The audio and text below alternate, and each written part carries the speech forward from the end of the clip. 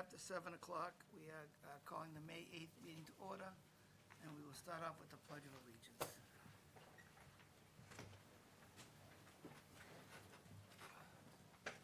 I pledge allegiance to the flag of the United States of America, and to the republic for which it stands, one nation, under God, indivisible, with liberty and justice for all.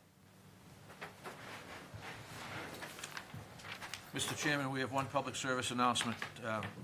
On today's date, the Conservation Commission meeting will be aired on the CAM channel, Comcast 6 or Verizon 28. Only the live meeting is getting put on the CAM. All subsequent replays will be on the regular GovCAM channel. How'd I do? That good? All right.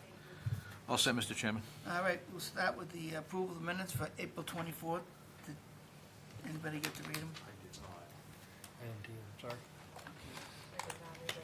I did. What's that? I did. I thought they were okay. What a guy. Yeah. So is that a motion? A motion to approve the minutes. Second. All those in favor say aye. Aye. Opposed? And that's unanimous. Good work, Brad. COC NACC number 240-505 Sutton Street, request to continue to May 22nd. So move. Second. All those in favor say aye. Aye. The Opposed? first one And is that's the drainage issue? Is that the first one? Yes. Okay. Yeah, cleaning of the 'Cause I know there's another one further down the agenda. And the other one is 242-1817, 125 Osgood Landing, request to continue to May 24th. So moved. Second. All those in favor say aye. Aye. Opposed, and that's unanimous. Small project, NACC number 324, 1200 Salem Street.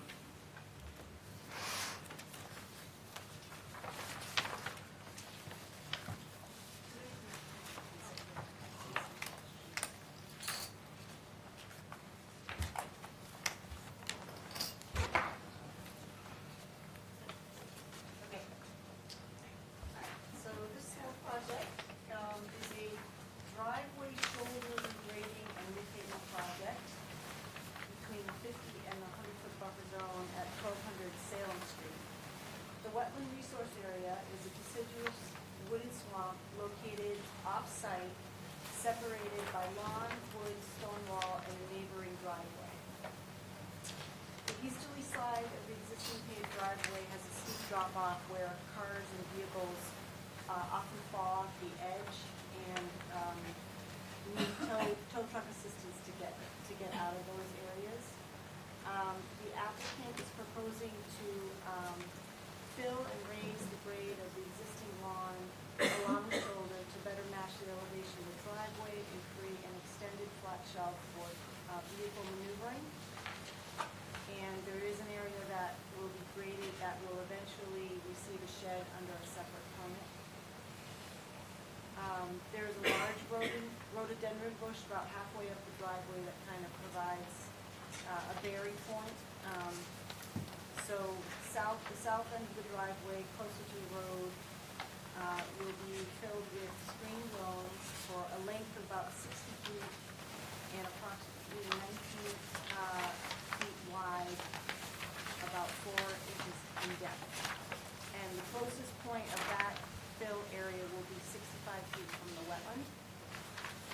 The north side of the driveway is closer to the house, and that will be filled along one part about 10 feet in width, fanning to a wider area off the corner of the garage, and that's where the shed will go. You can actually see a very, very small shed in the photo.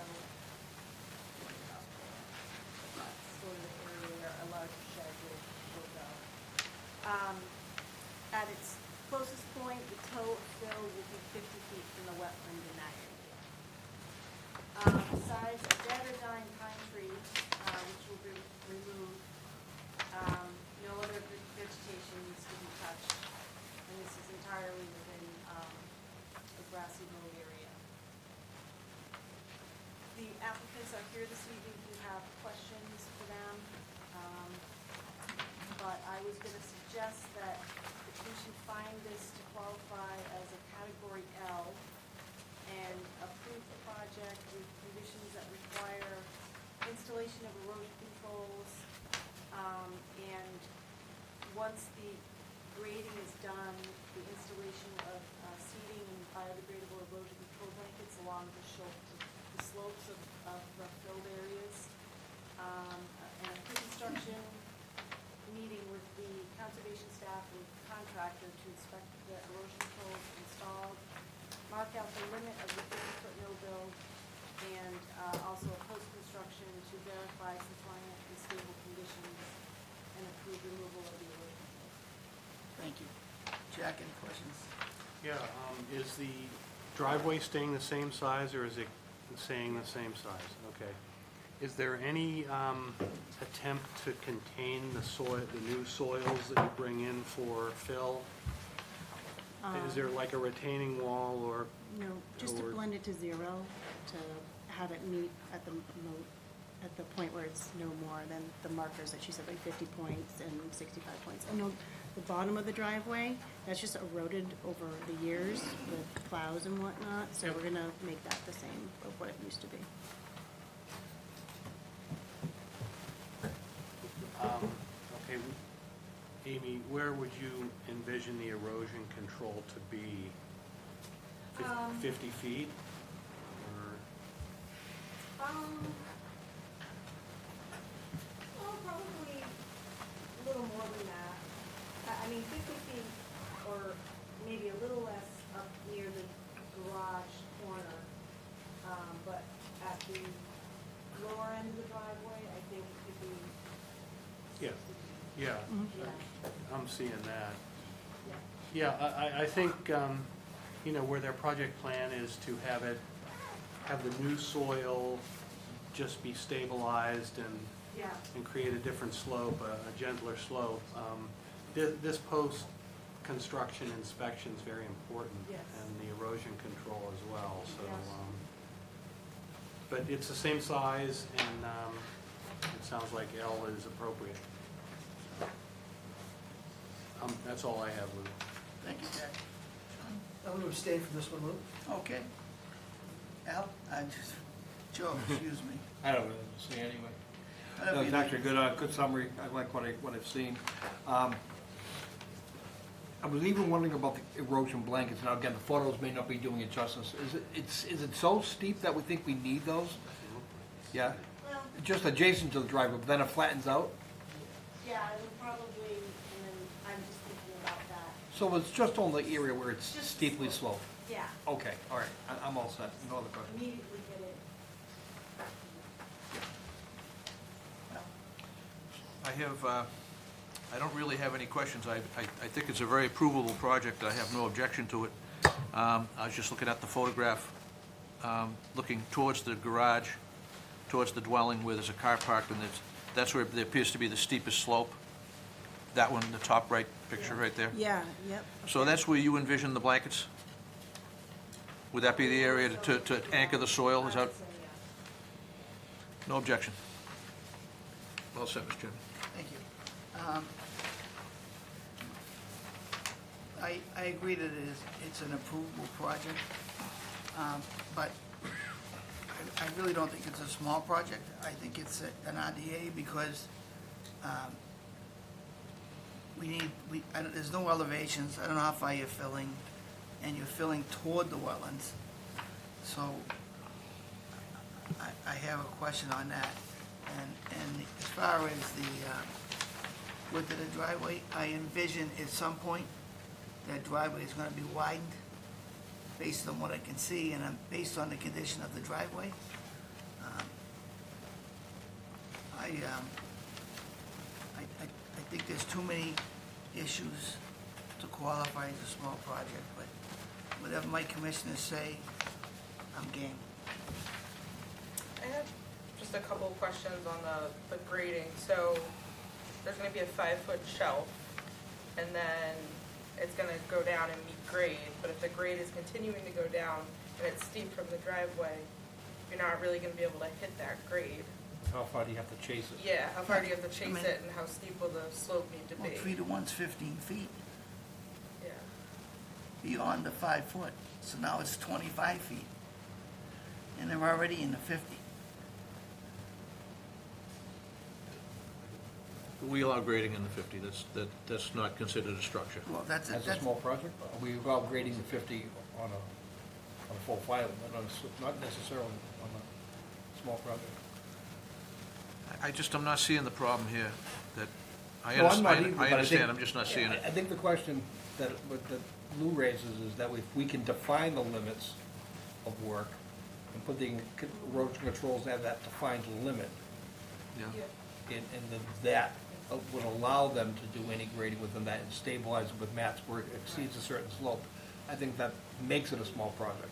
But but with a floating erosion control line and floating limit of work, I think it's what Lou and Marissa were probably Yeah, I mean, I think hanging up on. it probably makes more sense to put the erosion control at the 50-foot, and then you might not be able to get a full 5-foot shelf. Maybe you get 2 feet in the really steep areas, and then it blends out steeper. So, yeah, just putting those erosion controls on that line. You said at 50, I was thinking at 25. Or 25, yeah. Yeah, because it would 'Cause it will allow them allow to it to taper it grade. down to that, no further than that. Yeah.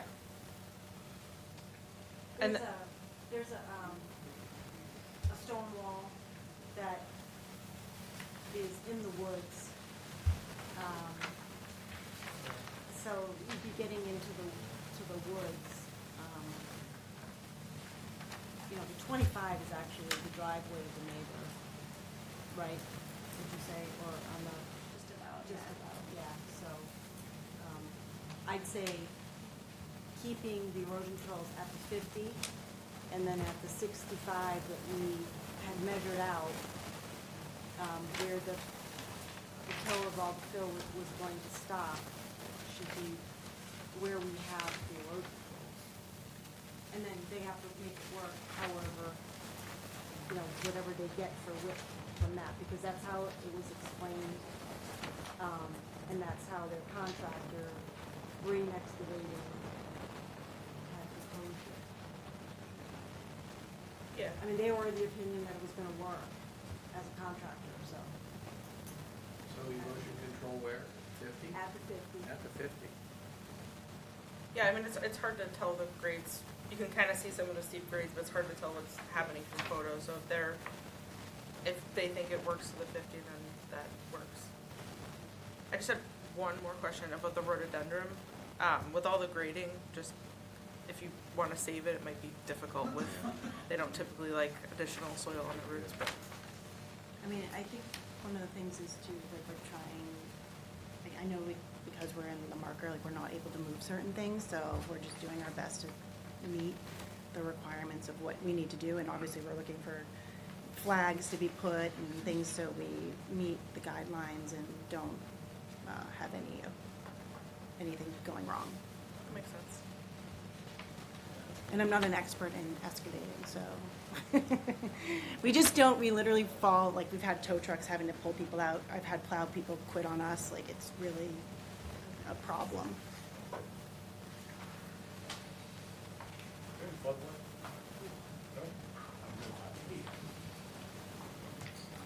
I just have one more question. At the base of the driveway, you widened it out 19 feet, and the reasoning is for, It just, it dips more now from the driveway on the right, so we're just making it to the way it was, because when the plows plow, like, they keep plowing all the dirt, so we just need to, like, get it back to where it was originally. and how far is that from the 50? 19 feet, yeah. 55? 65. 65. 65. Okay. And every time we keep talking about that measurement, it's also separated by the neighbor's driveway. That So makes it's got sense. another physical and a stone wall, so it's got like a couple barriers in between. Yeah. Yeah, you can see the stone wall. Amy, can you read the definition of a project L? I just want to refresh my memory. Other. I think it's a catch-all. It's the other.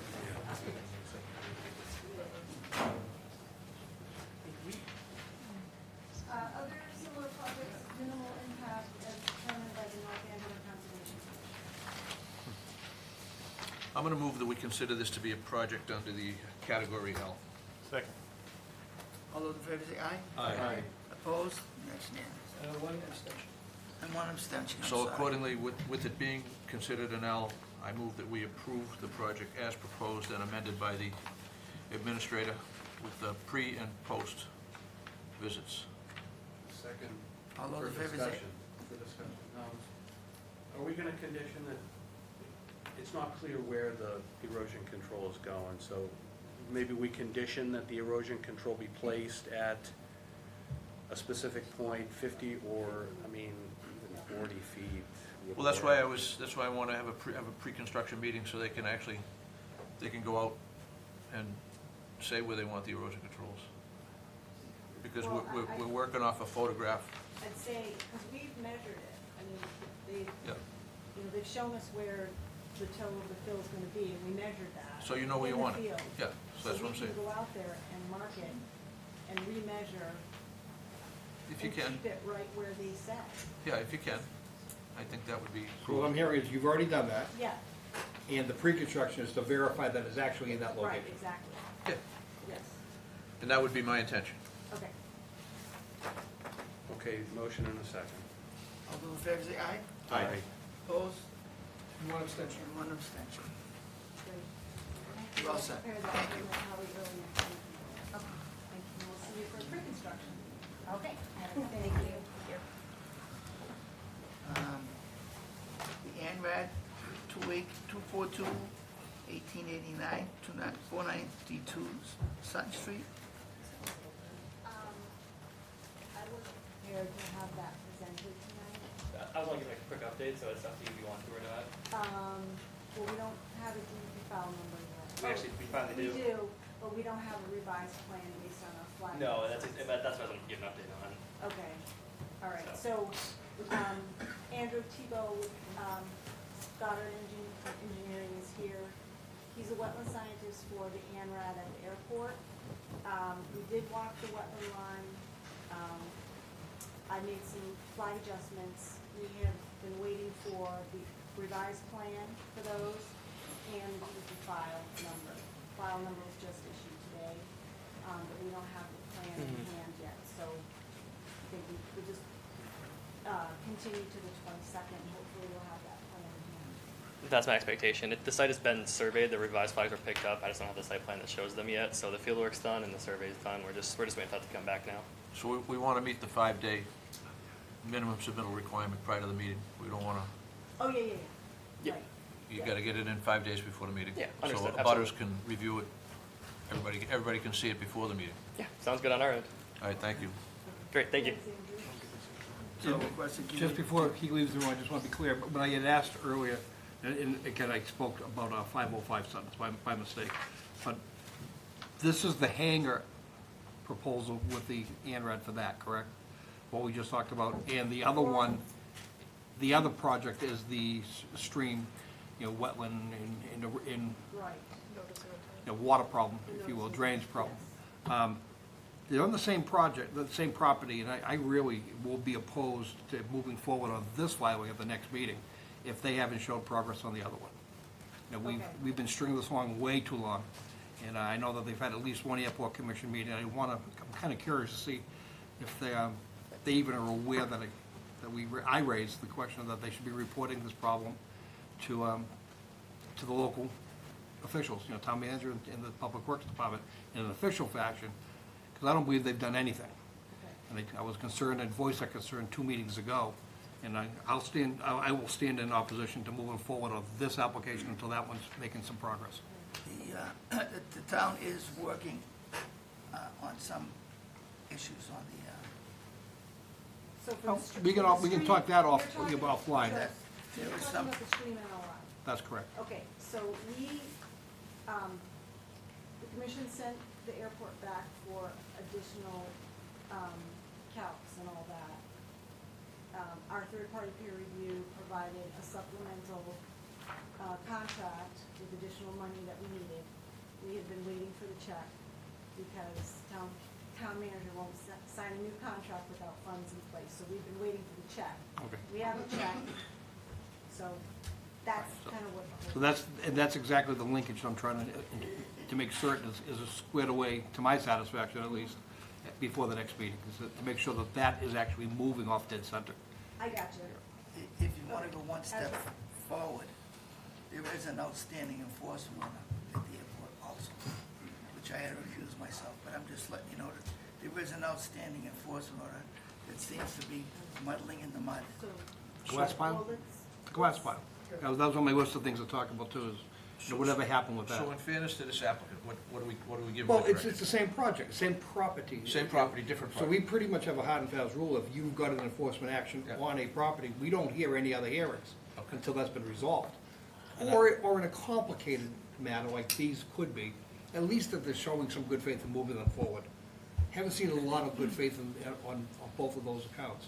To bring in another project, I'm prepared to say, look, you know, sorry, you're on hold until that happens. That has been the Okay. practice of the commission, No, I that's been know. our practice right It's a along. big parcel though, with a lot going on. so- Understood, Yep, but that's, understood. I understand too. we've run into All right. projects where they're stacked up. Under three- prior Yeah. management, they understood the dynamic of Yeah, making sure the okay. things stayed moving and the iron stayed hot. Okay, yep. For whatever reason, they seem to be diverting and scattering into different project locations and losing sight of the bigger problems in the background. Okay, Glass pile being one of them, it's over a year. That's- okay. and that's a All good- right, well, let's So what do we tell? continue Because we looking should be at fair. that to May 22nd. Yeah. We'll continue, you have contact with Amy? Oh, yeah. If for some reason, if we're not able to hear your project for the reason stated, we'll give you advance notice. Yeah, please do. That So sounds you don't good have to me. show up for nothing unless you just enjoy the entertainment. It can be fun sometimes. No charge, no extra charge, you just bring your own. As long as that bill comes in, that's fine. All right, that's good. So just need a motion to continue. So to the moved. 22nd. Second. All those in favor say aye. Aye. Opposed, that's unanimous. Sounds good, thank you. Well, there's people here, do we have butters for the airport that are on these applications? No? Nobody answers. Okay. Okay, we'll find out. Well, somebody erased this thing. Oh, did they? I'm sorry, I didn't see it. No? So, Never mind. all right, we'll keep going. All right, next one, 242-1884, 49 Court Street. Did we continue this? I'm sorry, which one? We didn't continue that We one. have to continue, I jumped the shark on them. That's Oh, all- I'm that's good, all we because they're all the just- same. 1876, we gotta continue. Yeah. Oh, 242-1876, 492 Sutton Street, requested continued to 5/22. So move. Second. All those in favor say aye. Aye. Opposed, not unanimous. Sorry, but Okay, there's so many airport ones here. right. 242-1884, 49 Court Street.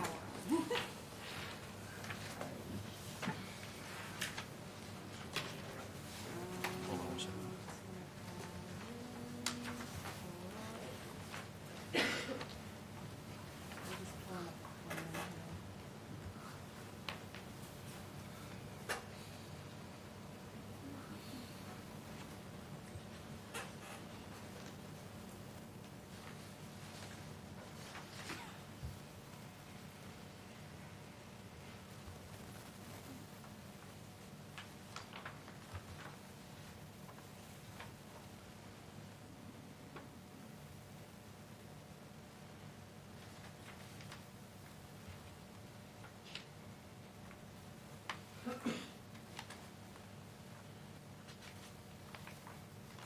okay.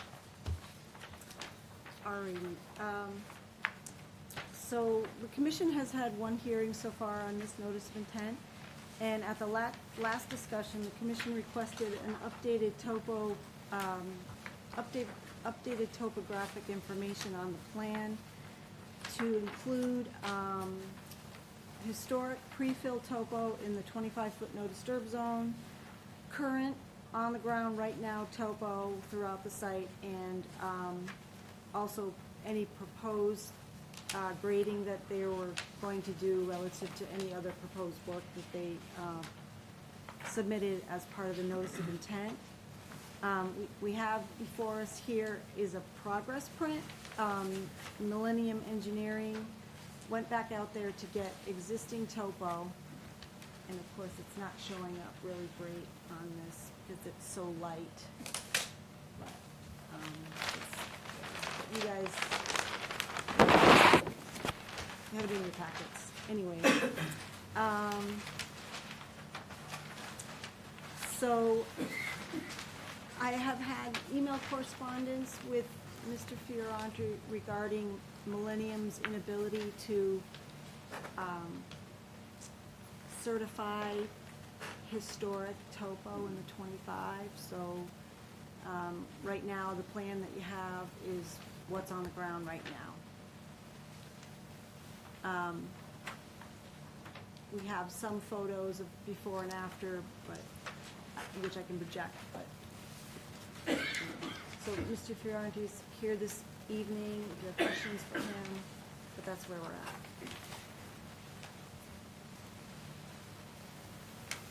Jack? Yeah, I guess I'm starting, I'm just focusing on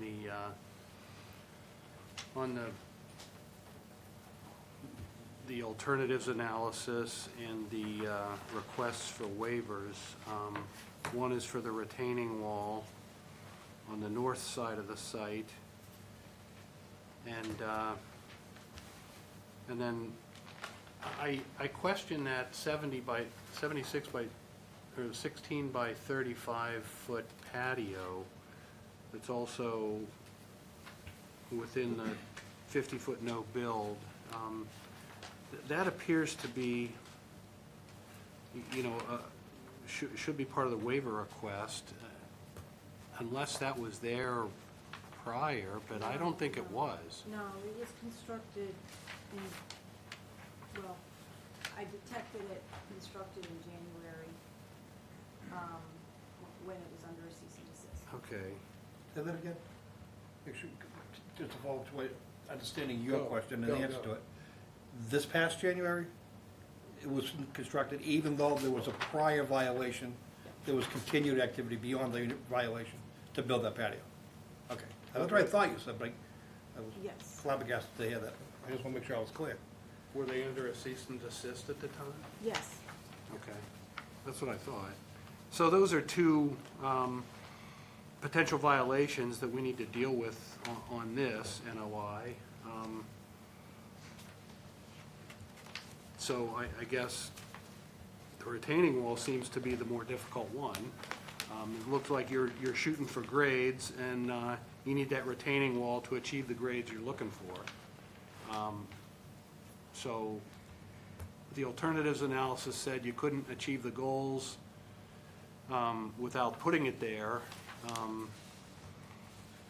I guess I'll ask the question, you know, another alternative, what if you would move it toward the street, and I don't know how many feet, but looks like about 10 feet, according to the scale. Is that a reasonable alternative? The reason for the retaining wall is because the northerly property that's adjacent to us, the grade drops even further as it goes towards the little intermittent stream. And so that's like a 13, probably foot change in elevation, so that's why it's a very steep one-to-one slope. And I was thinking for safety for the children and the dog, you know, to put up a retaining wall with a little fence above that, just to keep that one-to-one slope. Because the steepness of the slope also makes the top of the slope further onto the land, which is onto my property, which creates less usable land. It's more of a one-to-one slope, and it's pretty hairy over there as far as, you know, the kids. I have 9 and 11-year-old and soccer players and lacrosse players, and, you know, this ball Yep. keeps going down in the yard, and I Yep. want to kind of contain them, safety purposes. I understand the purpose. I'm just trying to see how it fits with our bylaw.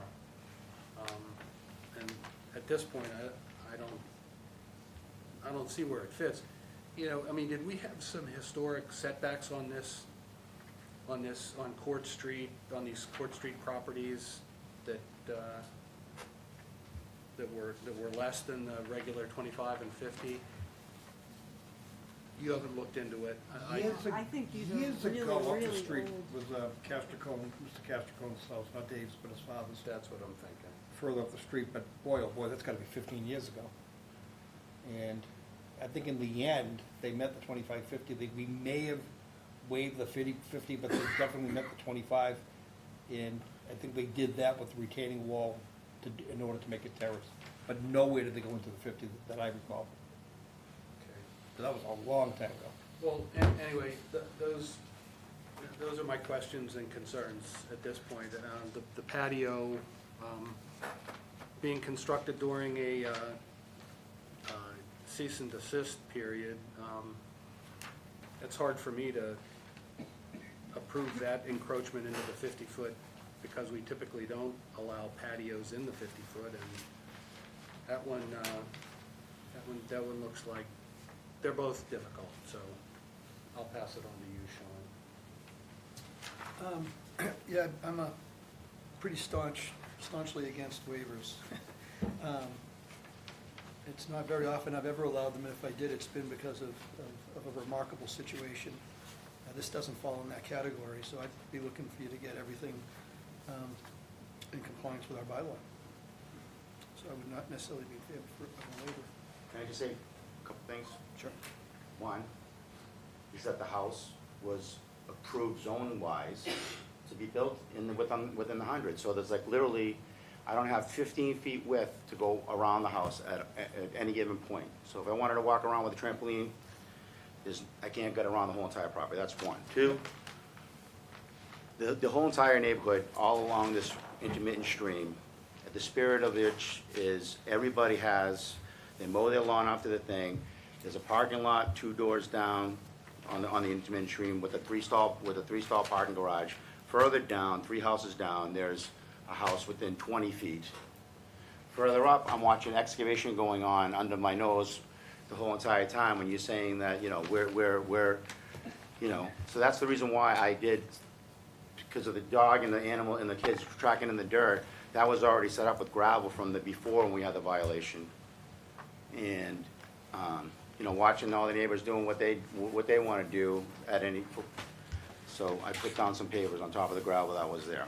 Yep, I understand. I can hear So what- it keeps I in can hear line what with the you're saying. spirit, it keeps in line with the spirit of what's going on there. So, I mean, there's been plenty of waivers. If you're talking about waivers, I don't know, I mean, I can assure you that we have not given many, if any, waivers to any of Because your then neighbors. somebody did it. And the thing is, when you're talking about things that aren't in front of us, but when things come in front of us, we look at it with the same lens as we do anybody, you to Market Basket, and we try to be consistent. And unfortunately, it isn't always what we want to do or what people want to hear, but at least that's my perspective. So just for the record, the house was built in 1962. So it's predates even the Wetlands Protection Act. correct, but I don't even have 15 feet around the whole entire property to do anything, you know what I mean? So, I mean, when is the Fifth Amendment, like, to have the right to own and use property come into play? You know what I mean? Like, I'm only trying to make my land, the kids have now been born and raised in this property. They're now 9 and 11 years old, and now they're getting a little bit more bigger, and now we want to, to make it more safe for the kids to play in the backyard. I'm not doing anything, Anything what just you're not trying to supposed do to? egregious, we're just trying to improve the property. Well, I don't see that you can do what you have done or what you want to do on this property, based upon our bylaw. Joe? There's so much here. So what I don't want to lose sight of the fact that this was a violation. The house being as old as it was and the yard being what it was, you were certainly capable of enjoying the yard the way it was. We were never gonna say, can't get any closer, can't do anything other than what you've already been doing. The fact that it was done on their own without permits and reported to us, it is before us officially, and then even with a cease and desist, they continue to do more than once, but on multiple occasions, made alterations to this property while they're still before us in official capacity for an enforcement action. We took them to the point of, I'm gonna say, forcing their hand with a ticking time clock on fines to get them to this point. We showed far more than good faith in letting them get there, and in consideration for, once they get through the process, for that we might consider something with the fines. But they've never demonstrated any good faith. For Millennium to say they can't certify what's there, it's not what we're asking for. What the abutters have asked for, because they're being impacted downstream by what is already there, plus what's now being proposed as a retaining wall, plus an extension of driveway, plus a patio, all that stuff that the abutters have we seldom get a butter input, but in this instance, we have concern, and the butter had the same concern. Millennium, their engineers can estimate, I don't need them to certify, I need them to estimate what the grades were. We know this material's been filled in. To pretend that violation didn't exist, and now this is the new existing condition, and we're gonna act upon it, is ridiculous. We've been asking for this survey to be done. I'm telling you, at the point, it seems to be that the NOI is incomplete. I'm about to consider that maybe it is in the fine set again. Because they haven't shown good faith in moving this thing along. They haven't shown good faith on any of this to this point. So, that aside, once we know what it was, we want it restored to that.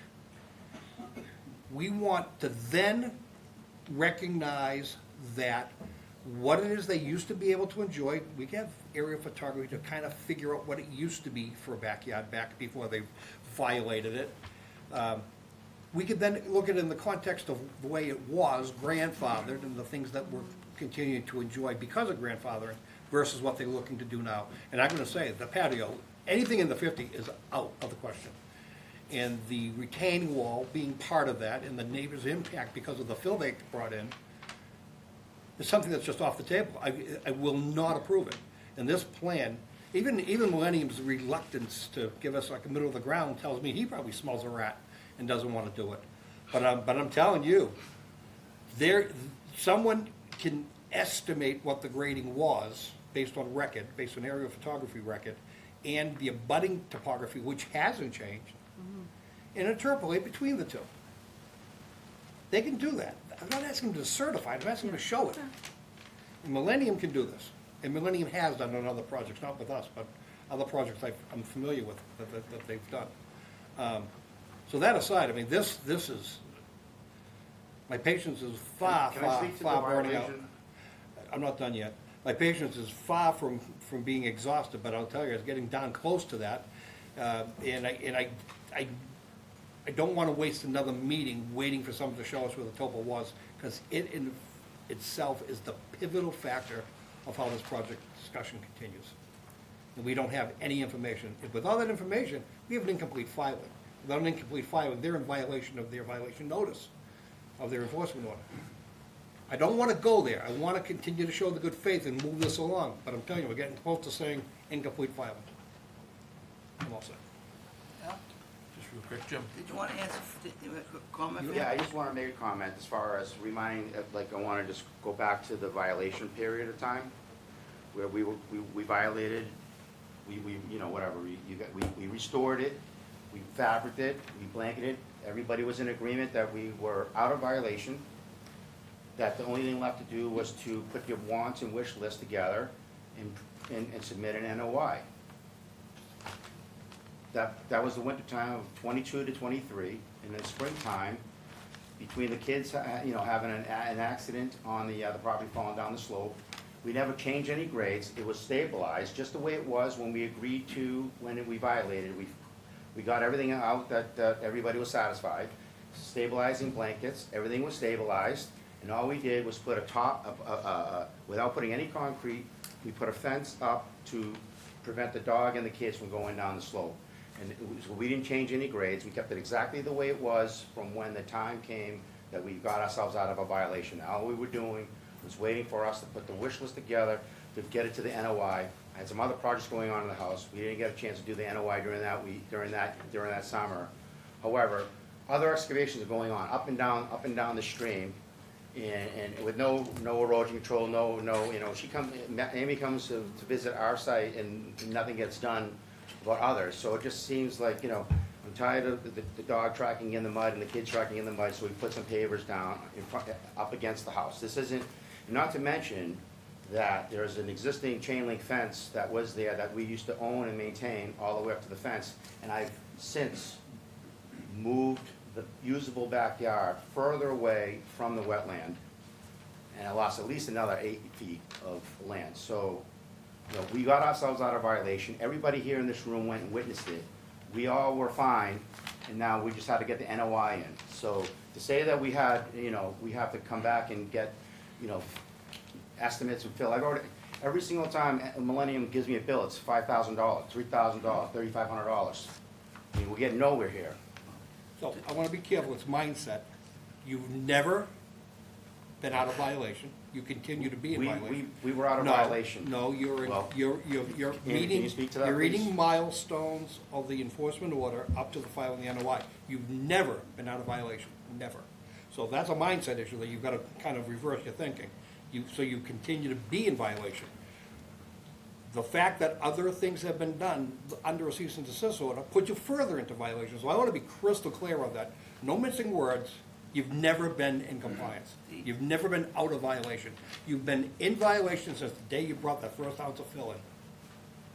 Period. There's no interpretation. So Black when and we, white. when we had the whole group out there, we pulled back any fill that kind of went over the 25 or over the 50. That was stabilization That was until such stabilization, time and as we you pulled- brought We it. matched all the existing grades, so we brought it back to existing grades. There are stumps there, there's proof of all of that being done. So now we're rehashing something from 3 years ago, you know what I mean? You keep bringing it up. I and- don't and- think that's the case. I don't think you. No, we you got out of knocked us violation, back. and, you know, if somebody wants to, Just you to know. remind, Joe is correct.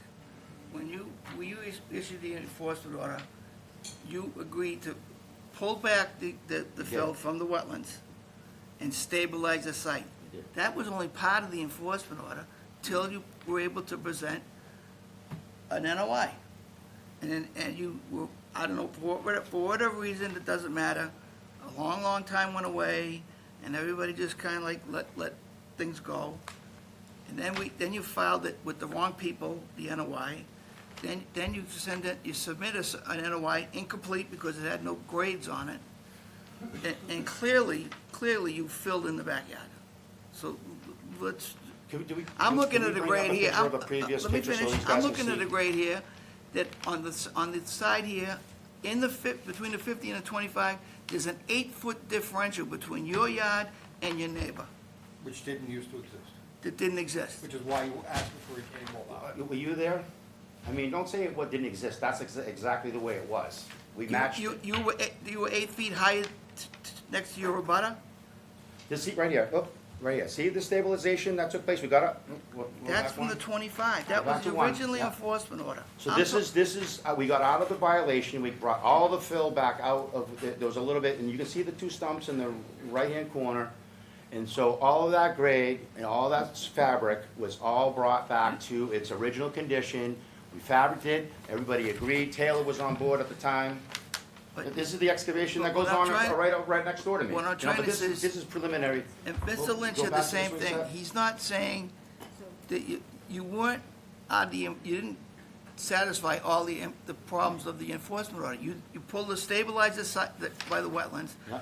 put all the illegal fill you dumped in, changed the grades, dumped water into your abutter's yard, My, okay? Your water is now going into the neighbor's yard, okay? And then you're under an enforcement order, you build a deck.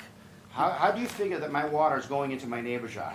Where did you get that from? Based on elevations. I'm looking right at it, at It's these. the way it was for 1962. These elevations, these grades are the same I would think, since 1962. I would think if I know the abutter's here, and I know that he would say that there was an 8-foot difference between his yard and your yard. I think we're hanging up on jargon. I want to say that the enforcement order spelled out, do this, do this, do this, do this, right through a process. And you were working towards doing all of those, which is stopping the work, removing the material to a point to stabilize it. That's not the end of it, to stabilize it, and then proceed to do work in order to propose. So we didn't do any work, other than just put up a fence to make it safe for the kids Let me and for finish the though. dog. So just because you did those first couple of steps in accordance with the enforcement order, didn't put you into compliance. You still remained out of compliance. You still have many, many more steps along that enforcement order to complete in order to be in compliance. So you're not. Can we show some more, show some more video? Can we show some pictures, please? You all set? Because I want to show you what's Yeah, going I on, right got across my point. right across I the know what we stream, got. right across the stream, okay, from my property. Yep, and we're following up on I- that. Yeah, We- but I mean, you know, you say in good faith, in good faith, in good faith, everything's good faith, but you don't do it for everybody, you know? Well, I think, Let Mr. Manzi have his All right. say. Take a deep breath. Take a deep breath. Trust me.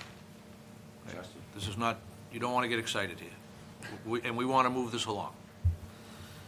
What the commission's asking you for, we need to know the pre-construction conditions of the lot. We can't, none of us, we have 3 engineers on this board, I'm not an engineer. They can tell you why that's important. Can we show a picture of the swing set? But we are not going to know the pre-construction conditions unless We're gonna show you pictures. the land is augured so that the person running the auger can detect the fill from the parent material. The parent material is what we need to find. That'll tell us where the fill stops and where the original land Down the begins. bottom of the swing. I don't know if you can tell me that, Jim. I don't know if you can Right tell here. me where This is the, what the yard looked like. when, right here. when. Before construction. So that's the yard you altered when you started construction. That's the way it looked, and this picture that she'll show you next is the way it is. So So there wasn't that, you know what I mean, there was. So that's a nice still picture, but that doesn't tell me anything. Honestly, I'm not being fresh, I'm telling you. The picture doesn't tell me what I need to know. Well, right there's another picture of, this is where you're saying that my elevation is 8 feet taller at my neighbor's yard, right here. I'm not saying anything. I'm saying, what I'm saying, in order for your notice of intent to go forward, in order for your notice of intent to go forward, we need to know the limit of the construction. We need to know where the parent material starts, where the fill ends. The only way that can be determined is for an individual, somebody, who's qualified to do so, augers and reads the soil. So now I gotta get an auger in there? We offered to send our administrator out to do it. You rejected that offer. I don't recall that ever. We can't go that deep. No, hold on. We did. You, Well, I'm the guy that's Amy, here every time, so. I read, Jim, I read the You email. offered what? To go out and do an auger on your property, to auger the soil, to I've locate the never heard parent. of that in my life. You responded to it via email. We have a copy of the email here. I wanted to come You out responded because to it, unless I was somebody short- hacked your email. I was short of Millennium saying, I don't want to try to, certify. Which is what we've been telling you, like, You know- we're not trying to like pull the wool over anybody's eyes. Just stop, We're stop. just trying to tell you that nobody can, no. I'm no actually engineering trying to, company I'm is trying to going help you. certify I'm trying to help you here, and you Something keep, that they didn't originally do the survey. you're for. shooting yourself in the foot. Trust me, all right? I'm trying to help you. You need to let either Amy or an engineer of your choice locate the parent material at the bottom of the hill. So what, test pit? Well, Auger. Do a test pit? I'll do a test pit. No. not with, Yeah. like a handheld auger. It's a handheld auger where they bring the soil up and they read it. Yeah, you can't, no, I don't think you can do it in the deepest spot. Well- You go down 4 feet. There was a chain link fence, 4 feet. Well, and went up. if they hit the chain link fence, we'll know that they're in the wrong spot. So I can tell you, just something as simple as Google Earth, if you take what is the area to the south of the new patio, and the patio area, which used to be just lawn area with what looks like an umbrella and some other feature in it, but just beyond that, to the limit of the L on that house, all the way out, is where the hill began, which is now a flat area. So it was filled from the house all the way out. Nobody's, And that's just looking from Google Earth, and I can tell you. nobody's saying that it wasn't, no fill was brought in. You just We brought did. the fill in, You- okay? you Nobody's just did. denying that. So that's understood, okay? You're not denying it, we agree. What we're trying to do is close out your notice. We're trying to tell you where the end of it is, where it stops. We can't tell that. We don't have a way of identifying the different soils without putting an auger in and reading the soils that come out. That's what we pay Amy to do, believe it or not. She's a soil scientist. You could always hire your own soil scientist and I pay him every single time he comes here. a soil scientist. Yes. Well, then, I haven't seen a soil He's analysis. by my side every single meeting. I pay him $600 every single time he comes here. He's a soil scientist. Yeah. Then all you need to do is have that person auger what we're asking for to locate the parent material. That's all you have to do. Listen, I just want to go back to our violation, okay? When we violated it. We can go back, but it's not- We corrected the violation, and you said, just put together the NOI, and put together some wish list, and all that was on the wish list was a fence with some arborvitae and a little patio that's up against my house, and that's it. And so, and all of 2023, I'm watching people mow their lawn up to the thing, the swing set's up against the river, there's a parking lot with a two-car garage, 2 doors down, there's people doing major excavation We're happy to- next door. we're happy You know to what I mean? investigate. And then you're worried about a little patio that's 16 feet wide, And the rest of the and I fill can't in get your, up. and the rest of the fill in your What, backyard. what, What what, rest of the fill? The same fill that was there the original time? Which should come out, Jim, which needs to come out. hi, Leah. You said you didn't do it, you Jim. said you were in You compliance. already You're agreed not that in you were fine compliance. at the violation. There you were. So we'll have Amy come out, we'll do the So, honor. so what would, I know you've been standing there, I know you've been listening. What we're trying to do is finish this NOI. We want this off our table. Absolutely. We want it done. The way to get it, the path to get there is to locate the parent material. We'll know where the fill ends, or where the fill should end. Once we know that, we can put together and talk about how to close this out. Okay, That's what needs to be done. so I can talk to Amy about it. Amy, if Amy's willing to go out and do it, Or I can call Sergio. or you can call Sergio and just have Sergio call Amy to know what the request is. What are we Okay. looking for? Okay, I can do that. That's all you have to do. I can do that. We would like nothing better than to be able to close it out. There's other members that might have a couple of questions. Let them ask, okay? We have engineers on here, they're gonna ask questions, all right? Where is that? Yeah, I mean, the only thing I would say is I can completely understand why Millennium doesn't want to certify something that was what it was previous if they hadn't done a survey. We've asked them However, many times. there are ways to kind of detect that fill, and then you can label it as approximate previous disturbance, limit of disturbance or something like that. So I think that is what we are all looking for, just to figure out where, the pictures are great, but it's hard to tell from But a I mean, picture at the end of exactly the where the day, what toe, does so it do? Like, say we I'm- auger it and we I'm find not out if it's finished 4 yet. feet of fill or 3. I'm not finished yet. Okay. Pictures are great, but you can't tell where the toe slope is, you can't tell exactly how steep the slope Pictures is are from the there, picture. folks, to show them. How steep the slope is from the picture. So I'll call Millennium and just run that idea by them and see if they can come up with something. Yeah. To come out and take a peek and see if they can tell from that. Absolutely. Exactly. So I'll call Millennium and I will call Sergio. Thank you. Thank you. Recognizing this conversation has about run its course, if you can somehow get pigs to fly and get this plan approved, you are gonna have some issues with that retaining wall. You know what? And I'm its gonna just proximity to the property line. forget it. We don't even, driveway. I just want that patio and a driveway. So, Forget everything so else. have your scientists get in touch with Amy first, and then we can go from there. Okay, and I didn't mean to interrupt you. I'm sorry. I No, just you're figured I'd good. save And- you and the we can- time we- of we me can even tell- talking we about can it. give you, we can give you an idea of what the order of conditions is gonna look like. Okay, so I will reach out to Amy to see exactly what we need. I'll reach out to Millennium. I will reach out to Sergio. I will get back to you very quickly. Please do, please. Believe me. Just, Promise you. I want to save a step, with Sergio or Millennium, or whoever's out there doing the limit, I want Amy to witness that. Okay, I want you to be there, just so you can confirm it, without having to go back and forth, just be there. So you guys can agree to that limit of fill. okay. So we're gonna continue, There might be someone here. oh, you guys, hold on, Leah. Are there any abutters that wanna be heard here today for this project? So, pardon me? Not tonight, So you're answering no at this time? no, at this. So the abutter answers no at this time? Okay, thank you for answering. Pardon me? Motion can Second. Yes, motion and a second. Okay, So second. being a chairman, That's fine. all those in favor say aye. Aye. Opposed, and that's unanimous. Thank you very much for your time. I'll get back to you Thank you. soon.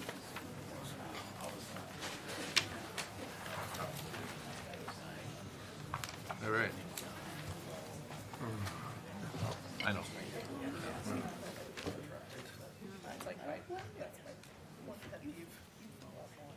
Here's the hill. There's the charge of the butter. There's no question.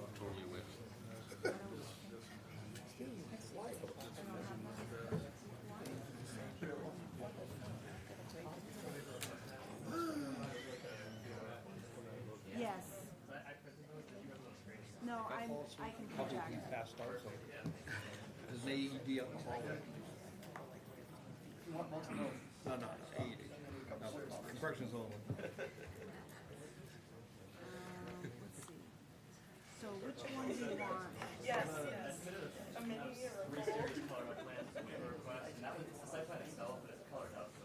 Okay. Let me just, Okay, I'm sorry. The airport's back. The airport is back. No, I have it, I just separated all this out, so. I don't have, All right, are we going back to 876, Amy? we go to, what was this, for the ANRAD? No, we're going to 416 Abbott Street. 416 Abbott, Oh, I thought okay, you said sorry. the- I thought you said the airport, my. Same guy, I was half right. I'm here for both. I promise, no was more half airports right. tonight. Hey, I we're thought you were getting appealing the old. appeal. Don't play tricks on us. I'm coming to fight back now. Go on, come back in. All Excellent. right, I'm sorry, okay. So it looks like it's, 242-1885, 416 Abbott Street. Perfect. Yeah, we can start here, and then as I kind of go through it, I can have you kind of scroll down, because it's kind of a contextual lot going on. I think that helps. Thank you. Okay, so I'll just do a intro blurb, okay. All right, so, this is an after-the-fact notice of intent, for violations that included unpermitted patio construction, soil disturbance, and installation of roof and foundation drainage piping occurring within the 100-foot buffer zone and the subzones of the 25 and the 50. All work was undertaken within lawn or landscaped areas. The EO required the filing of a notice of intent. Just as some background, in 2003, an RDA was reviewed for an addition at the rear of the house. At that time, only one wetland system, the A series that you see on the plan here, was identified along the easterly side of the property. The pool, the existing pool, has been evident since 1985, so it's been there for quite a while. Let's see, so, once investigation of the wetlands occurred, we found out that there is a second wetland, the B series, that actually projected the 50 further into the patio area. And there's a little teeny corner of the patio in the 25. So those things are after the fact permitting. Proposed also is constructing steps at the back of the house where this area right here, in the corner, right here in this corner. So I had advised, the applicant and the consultant that, waivers are hard to come by with this commission. But it's a free country and they can request a waiver if they'd like. And I did advise that, they'd have to really explore the alternatives and offer up a really significant mitigation and restoration plan as mitigation. So they have done that. They've submitted a request, and they have quantified the area of the patio within the 50, which is about 722 square feet, and about 3 square feet of it is in the 25 of the B series wetland. They are proposing 1,871 square feet of habitat restoration, and they propose to remove the existing chain link fence and install a new fence further up gradient of that at historic lawn, remove invasive species, and install that planting area, which results in about 2.5 to 1 ratio of restoration to incursion. The drainage piping are shown. The disturbed area is regrowing at the 25. Existing erosion controls are doing its job. And the homeowner and his wetland consultant are here this evening if you have questions. Thank you. Jack? Thank you, Amy. Okay, on this plan, where's the tree line? Is the tree line approximately where the green meets the white? So I can speak to that. So for the record, my name's Andrew Tebow. I'm a wetland scientist with Goddard Consulting. I've actually been involved in this project since the issuance of the original violation. It was kind of a typical new homeowner not aware of Wetlands Protection Act, got me on right away. So I've been doing a lot of work behind the scenes here. So essentially, the tree line here, what's actually trees, is actually behind the existing chain link fence. So this property, that existing lawn line that you see, is using historic aerials to determine where most of that historic lawn and landscaping were. As soon as you go behind that area, there's a lot of old landscape shrubs. There's some remaining rhododendrons, and then it's bittersweet. It's just kind of shrubby, invasive to the chain link fence. And then the tree line actually starts on the opposite side of the chain link fence, adjacent to the wetlands.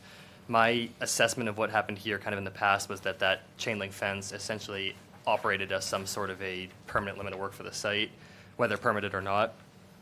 But with our habitat mitigation plan that we'll go through, we basically took everything that's on the property and we're moving the fence up to mitigate all of that. But I'm happy to kind of break down the visual that's here a little bit for the commission. Amy, thank you for that detailed background here. I know a lot's gone on for this site since. So what I did here was, this was our original plan here. There's been some mitigation submitted since, but the dark circular graphic that you see there, so that was an original patio that was there in 2003. That was when that RDA was filed, and so the pool was there. At the time of the filing of that project, only that eastern wetland was shown, and there was a 100-foot buffer zone that clipped that area. Nobody knew about that southwestern wetland, actually not until we had filed a notice of intent. I was made aware that there's something over there. I went to take a look at it. That was added this spring. And then the gray patio that you see there was there since 2005. Everything that's much more shaded now was done inadvertently without a permit. And at that point, basically, I was brought on, all work stopped until we could kind of map out the site and talk next steps. Okay, so, just to be clear, it looks like you're proposing mitigation in that Yeah, actually, white you mind area. scrolling down? Right? Yeah, which is right there. Yep. Okay. Could you go back to the first one? The- Sorry, that was my request. That's okay. All right, so the chain link fence runs, I see it, okay, runs all the way right along the wetland line and then comes back to the house, okay. There's a gate there that gets you into the backyard, kind of through the driveway there. Yeah. So would it be correct if I say there's manicured lawn, basically up to the fence, all the It's way been around? manicured lawn and landscaped, except for that eastern portion right there. That's a restoration area that was graded a little bit, so that's also being given back. But as far as our mitigation area, the patio, everything to that side was all maintained as far back as I can tell. Yeah, okay. Yeah, and I read your alternatives analysis, and you seem to focus on wildlife, migration, and activity, and you made some good points, but I didn't see any points on water quality. And, filtration of water in our subzones back to the wetlands. That's our main concern, honestly. Understandable. And, I think we've got a small violation on the A series. I can foresee that no disturb zone becoming a no disturb zone as part of this project on the A series, that strip along the chain link fence. And then, look, the pool was in there forever. I think you have, a significant square foot violation on that patio next to the pool on the B series. So, I'm not seeing the project being built how it's proposed. If I may speak to that a little bit, so the area that you were talking about to the right side, that 25-foot to the A series, this graphic that you see here, this was intended to restore. So what we did is we took the historic limit of lawn for the site dating back to the early 2000s for this property, and we proposed to restore it back to where it was. So that lawn line that you see there, that would have been lawn prior to the violations that were made on this site. Sure. But the area behind it was not. And so what we did is we proposed to restore all of the area that was never lawn, and basically just, we went too far by mistake. It was a little bit encroached on over here. We're going all the way back. And then everything else on the site, the 1,871 square feet, that was essentially that here we had a pool, and we don't typically see pools like this that don't have a patio around them. For me, it's kind of it's partially a safety thing, and also maintaining the lawn is very odd around a pool like that. When you have no patio at all, you end up just dirtying the pool quite a bit. So I think that the idea was that a patio is necessary for the area. It was done over all lawn and landscaping, but understanding that you guys have a 50-foot no-build zone, that we would not come forward with that request if we didn't feel that we were making the site significantly better.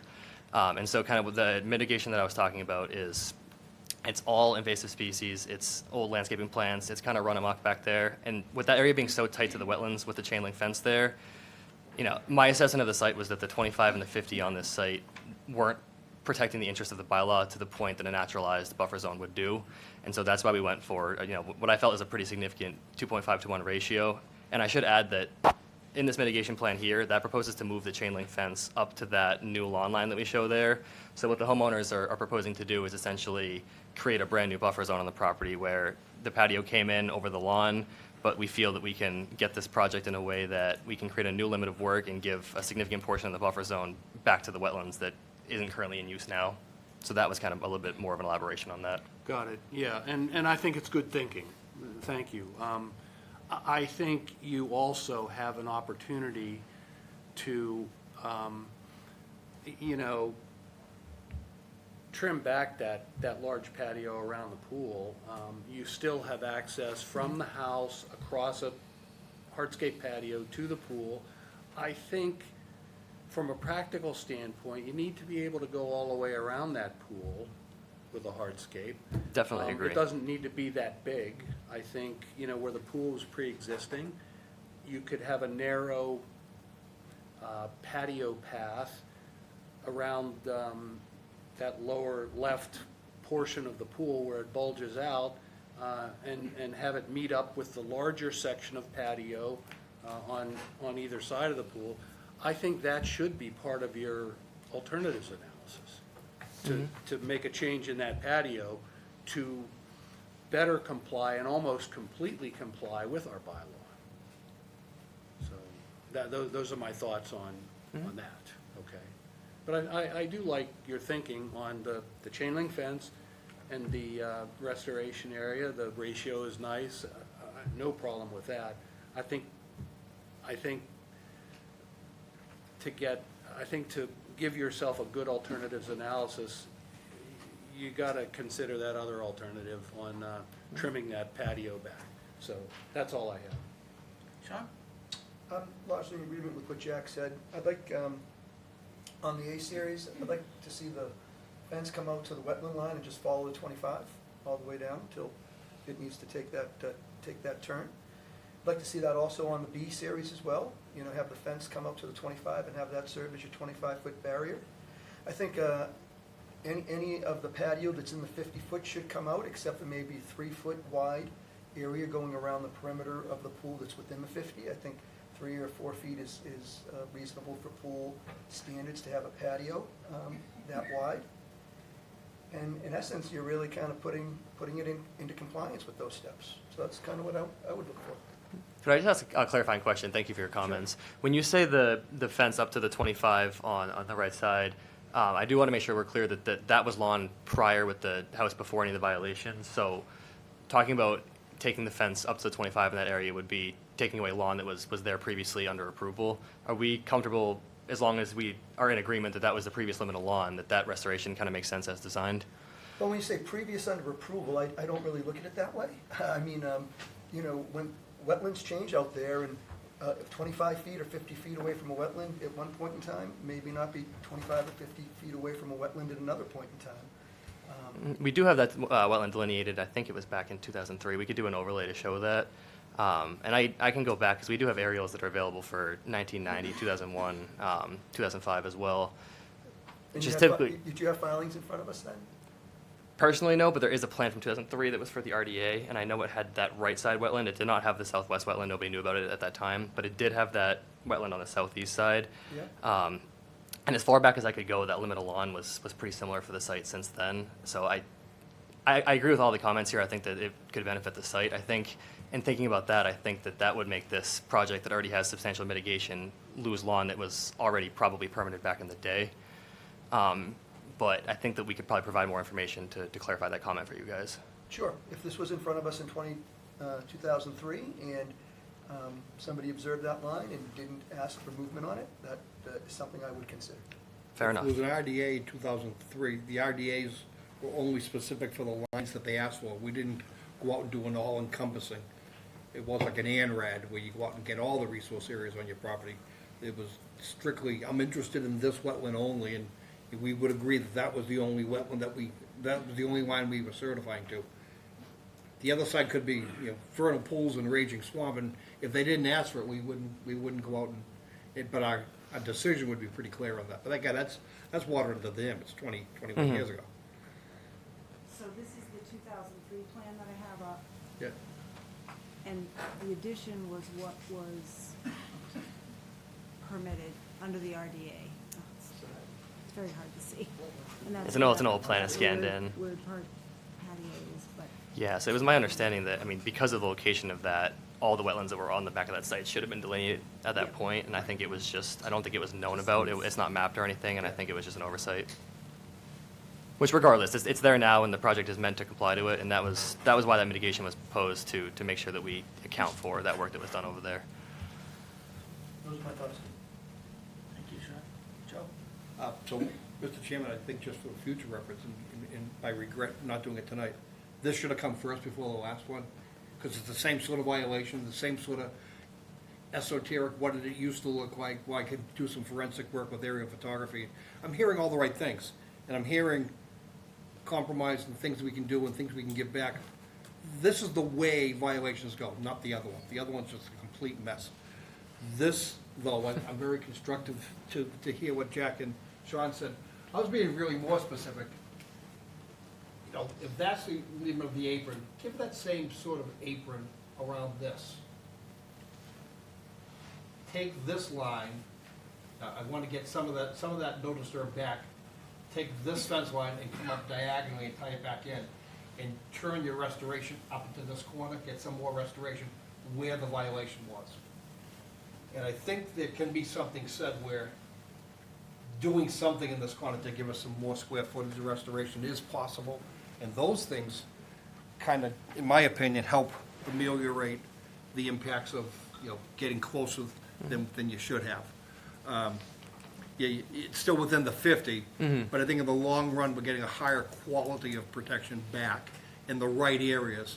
But I think you're damn close to getting it there. But if there's a couple of those changes in that corner and along that edge, then I think I'm on board.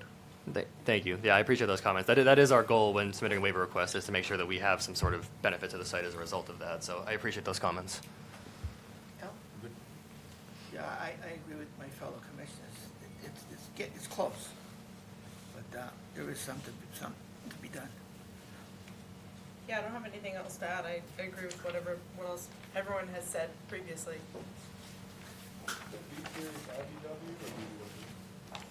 That's a good question. I can speak to that. I actually do believe that it's isolated, so it goes far off the neighbor's property, so I have not walked the full exterior of it to confirm that, but looking at the land around all the neighbors, each property slopes up from there. I didn't see any culverts. Because we can't do a full assessment of it, we did not define it as IBW, we just delineated it, added to the plans, and same thing, to DEP is jurisdictional. Between kind of my assessment, I actually do believe that it's isolated. It's not a vernal pool, is it? No, it doesn't, it's No. not able to pond up at all. Yeah, no. Just Luckily, actually, I flagged it this spring, we walked it this spring, and there's no really surface water in it. It's kind of just sloppy wet, your typical. Being isolated, then I definitely agree with what Joe is saying. Let's just, I think a decent solution is just camber that corner of the pavers. You're gonna have a lot of people here a lot happier with it. Great. I just have one question for Amy. Are there any outstanding orders on this property? No, No. it was only the RDA application in 2003, that's all we have. Okay. Any more questions? We have a butters, maybe. I know, I can see that. You all set, Brett? Yep, all set. You have the floor. You Come can- forward. Come on. First of all, I am on Would you come up to the booth and address yourself? We can hear you, but folks at home can't. We need you at the podium. Thank you. Tell us who you are. Mrs. Barry, a butter on Marble Ridge 429. I'm actually downhill from the back of this property, and I have one concern on the drainage and a correction to make on that fence. That fence is actually butting up against our property marker in the far left corner. So if you do pull it back to the 25 feet, it's not because it's away from the wetlands, it's actually more away from the property line. So we had our property surveyed when we did our own project, which was in fact in 2003. So we actually did a wetland study, and there is a very noticeable, not flowing stream, but standing water that I've shared pictures with Amy. There was plenty in March and probably this week. So what my concern is on the drainage. You guys will take care of your patio issues. My concern is with the drainage. It's the PVC coming down towards the wetland, not the one going straight across. And the one coming down towards the wetland, I'd be curious as to why it's going to discharge going downhill. So our property is on the other side of this new planting area. It goes over to the left. His chain link fence is inches from our property marker. So I want that to be noted so that, and not removed, because we've had a property marker removed before. So why is the PVC angling down to drain towards the wetland? What would be the discharge flow? And what will happen if it saturates down there? Because there is standing water along the my property to the wetlands and his property to the wetlands. I can speak to that to some degree, and then I can always get more information from the contractor to follow up on that. So I do want to clarify that those systems are subsurface, and they take basically the water that was running from the impervious already in that direction and put it underground just so it infiltrates more efficiently. Specifically, the top area, it added a dry well to take the water out of the 25 and slowly leach it to the water table. So the water does already pitch in that direction. That wetland on the southeastern side, if you look up at my northernmost flags, A13, 14, in that range, it actually originates right there. It's a sort of ditch that comes down and widens out. I couldn't find any sort of pipe in there, but it seems to take groundwater and runoff and tend to move it in that direction. So the water was already moving in that direction, but the goal of the subsurface infiltration was to properly let it seep underground and recharge correctly, whereas originally it was piped towards the wetlands and would have gone in a lot faster. So the way I see this now is it's taking the water that was going there, but now it's properly infiltrating and recharging under the surface. So what will contain the water, I guess, is my question.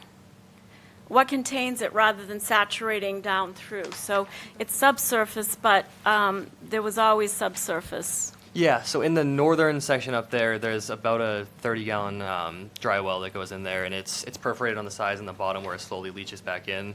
So that where Amy's cursor is right there now, there's a patio there that it's a much lower kind of dip down, and originally there was no drainage really there, so the water just ponded up. So this was installed to take that drainage and properly fill it up into that drum, and then it slowly perforates and leaches. And then the other, more to the south, that PVC pipe just gets back to the water table. So it's essentially very similar to if the site runoff was already directing and infiltrating, but it puts it directly underground and lets it slowly recharge the water table there. So no one has a concern that it will increase the amount of standing water in the wetlands during wet months and potentially back into the property that's actually, like I said, we're downhill a little bit from them. Yeah, I think the other important thing to note here is, so this was an area that was primarily lawn and some landscaping, some kind of grubbed areas. So the native species that we're putting in, because it's not a significant topographical separation from the wetlands, I chose a lot of plants that actually like wet feet, but also live in the uplands. So there's serviceberry, there's sweet pepper bush, there's maples. These are high water uptake plants. So when we do an area like this and we seed it and plant it with native species, although it's not any sort of engineering calculation, the understanding is that these are much better water uptake plants than a lawn grass in that area, and they tend to help with water management on a site like this. So you guys are convinced that the direction won't create more of a backflow on the downhill property behind it? Is the terrain going from that PVC pipe toward the wetland? You see where Very he's gradually got, is my do you understanding. see he's got the It's a very pinkish- flat site. So there are topo lines, but you can tell that they're spread out, and it's a very flat site. It's just a gutter drain? Yeah, from the gutter. So originally there was really no drainage at all. Roof drain. Yes, and then patio drainage in the. Okay, so it's taking roof drainage, which was previously fully sheeting off the yard, and we're infiltrating penetrating some of it, so we're actually getting a little bit less. Yeah, that flow drywall rate was not than originally the there. existing. So when you guys had first issued an enforcement on this site, the water was just getting piped into the wetlands. They had a water problem, and we're trying to just move it off the area. Since that enforcement order, they actually installed that dry well to get a system that actually provided better than previous conditions. So my assessment of the site is it's managing water very well at this point. So where's the And dry net well? improvement. Yes. It's a net improvement. yeah. Can you Yes. just point out where the dry well is? Is it up near the pipe? It's right above the end of that PVC pipe that you see. Okay. So when you see the disturbed area label, Yeah. that's where the earth is now starting to grow back in. But the Okay. end of the PVC is where our surveyor went out there and shot the rough And edge of can that you system. say how long that PVC pipe is, foot wide, from that pool area? What's it, like 10 feet, 12 feet? Don't have that measurement on these plans. I don't want to give you false There's information. a scale This- at the the scale bar would be bottom down right. there. An inch is It's about 25 12 feet. feet, it looks like, 10 feet. Yeah, I think that's So it doesn't come too reasonable. far down. Is that a fair assessment? Yeah, just past the patio into the yard. And actually, I mean, it's based on these plans, it's 50 feet from the wetlands. We can look at it in that aspect Okay. and use that as a. So Typically, we like to have a pipe like that discharge toward a wetland, but not into the wetland. You want it to discharge onto soil where it can spread out, slow down, get filtered before it goes into the wetlands. That looks like what he has. So all I'm saying is we have, and I've sent her pictures, we actually have, the wetland comes into a little ditch, and it's standing water that comes up in, like, March to May especially, and in the fall if we get rain, and it could be like 2 feet of standing water. So I guess I think you would be aware of it, because the 2003 is about the time we did our project, so we had to actually show that wetlands and have a scientist. We actually were not allowed to discharge towards it. So I guess I was curious that this time it was okay. But, I'll take you at your word that the pipe is not bringing too much volume down. And my point on the fence is that it already is inches from our property marker, which hopefully is still there, on the far left corner. And if you do pull it up towards the 25 buffer zone, I do think that's a good idea for multiple reasons, because I think he's too close to the property line, the previous owners. So I just want to make a record of that. I mean, I didn't even know the fence was taken out, but just be aware that the property lines are odd-shaped, and we surveyed for our property project, so we have a marker there. And the other owners used to dump trash on our side of the chain link fence, so that's the kind of a neighbor he was, but just to make that point. So those are my two points. Okay, Thank you. Question to the, about his question. So the pavers that are there, they're asking to remain barring the corner of, that we've talked about, talking about. Are they pervious? Or are Around they- the pool itself? Yeah. I don't believe they are. I can get more details from the They're commission on impervious. that, but they should be impervious around that area, yep. Yeah, so you have actually added more runoff than the roof. So how Yes, are that you- is impervious. do you- So you probably should be, to address the abutters concern, in the conversation that we're having here, you probably should be looking at doing some sort of a perimeter drip edge to let that water bleed off the edge and get it into an infiltration to get it back into the ground so it doesn't sheet off. Yeah, I think that's a reasonable request for that. Yeah, it is an impervious area around that, so what would be remaining would be added, so we can look into that. Okay, and then you've all said that the fence is moving up towards the house, correct? That you've recommended that? We want a physical barrier, so that's why Yeah. it's a good thing. What I don't know is, you said it's on the property line, at least at a corner. One that But it is the abutter's fence, it's not your fence, right? it was there when Yeah. we got it, and so I know how fences go. I have a fence on my other side, but when we built it, we kept it, the 18 or 2 feet in on our side. In other words, it's supposed to be well on your own property. It's not supposed to be on the property line. That's what we were told. So when we put up our It stock. can be on the property line.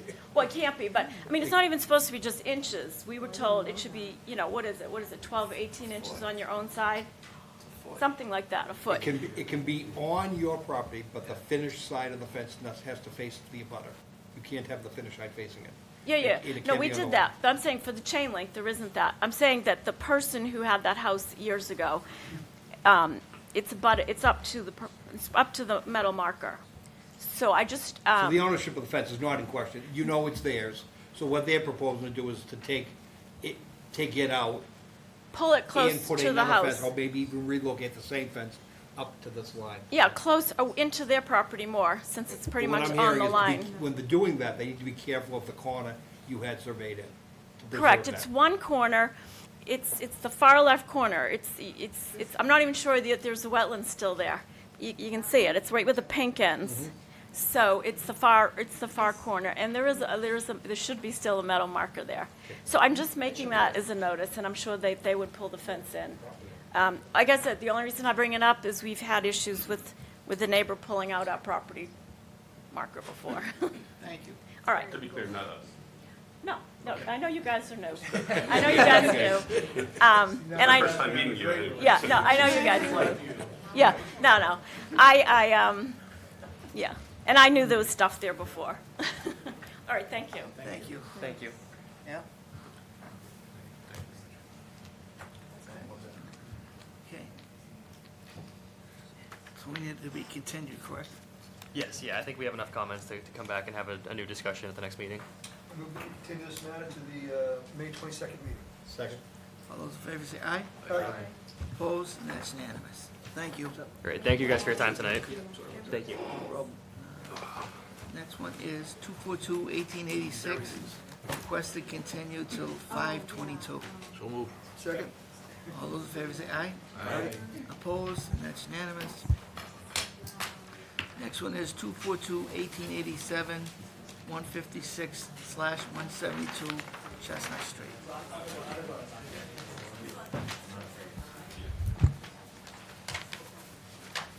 All right, and I'm taking this one. What's that?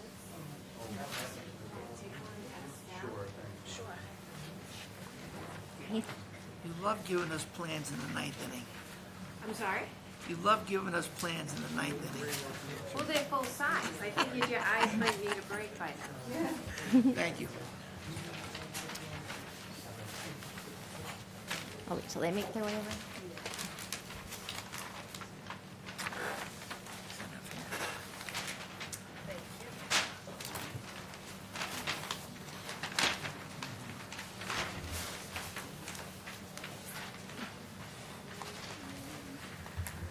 All right, so this project involves the demolition of an existing residential building within the Gray Rock condominium off Chestnut Street in North Andover. This building was recently damaged by a flash flood event, and a new duplex-style residential building is proposed to replace it.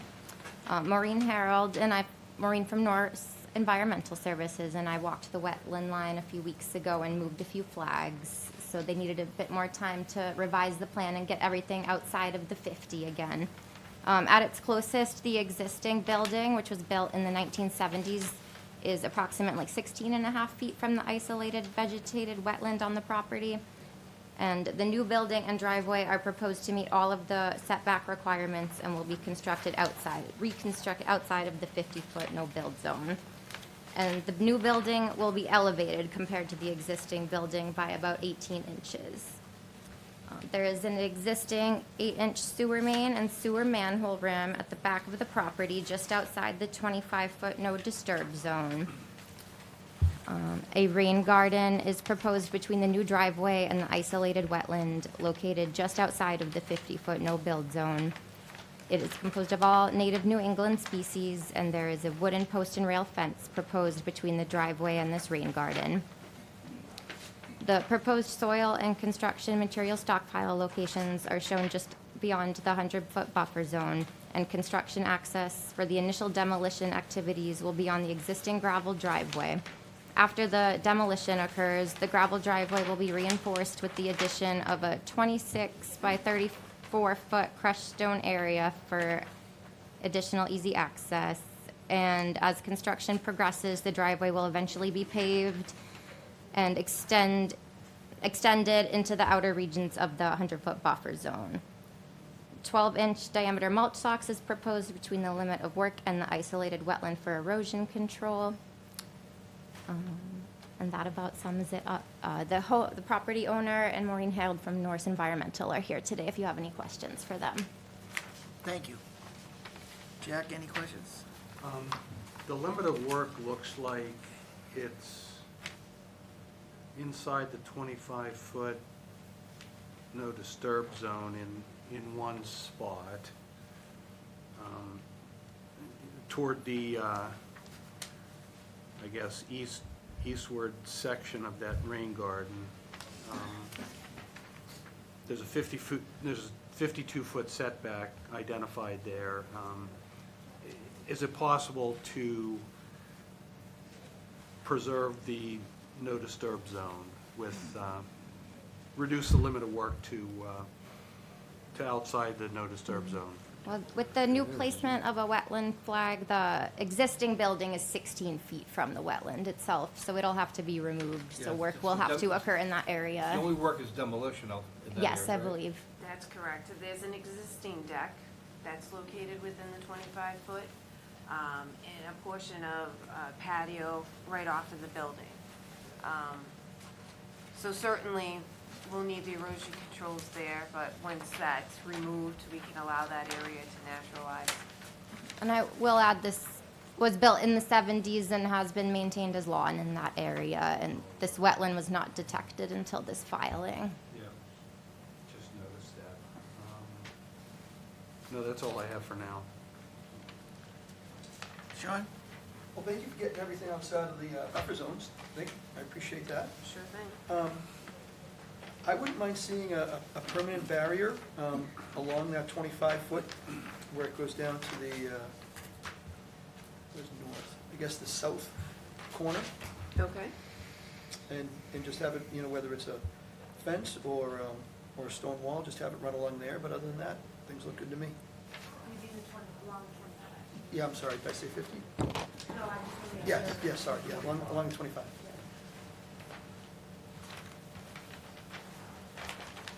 Okay. That's all I have, Joe. Do you have an O&M plan for the rain garden, what the expectations are and how they're going to maintain it? We need to document that, memorialize that with the permit. I They need a- believe, Justine, correct me if I'm wrong, did Jack Sullivan submit an O&M plan for that? We don't have an O&M plan for it. I can get you an O&M. Yeah, rain gardens just typically require a little higher level of maintenance than normal detention. This one's gonna be a private one. So want to see what they're obligated to, because under NIPDES, they're supposed to be reporting to us annually.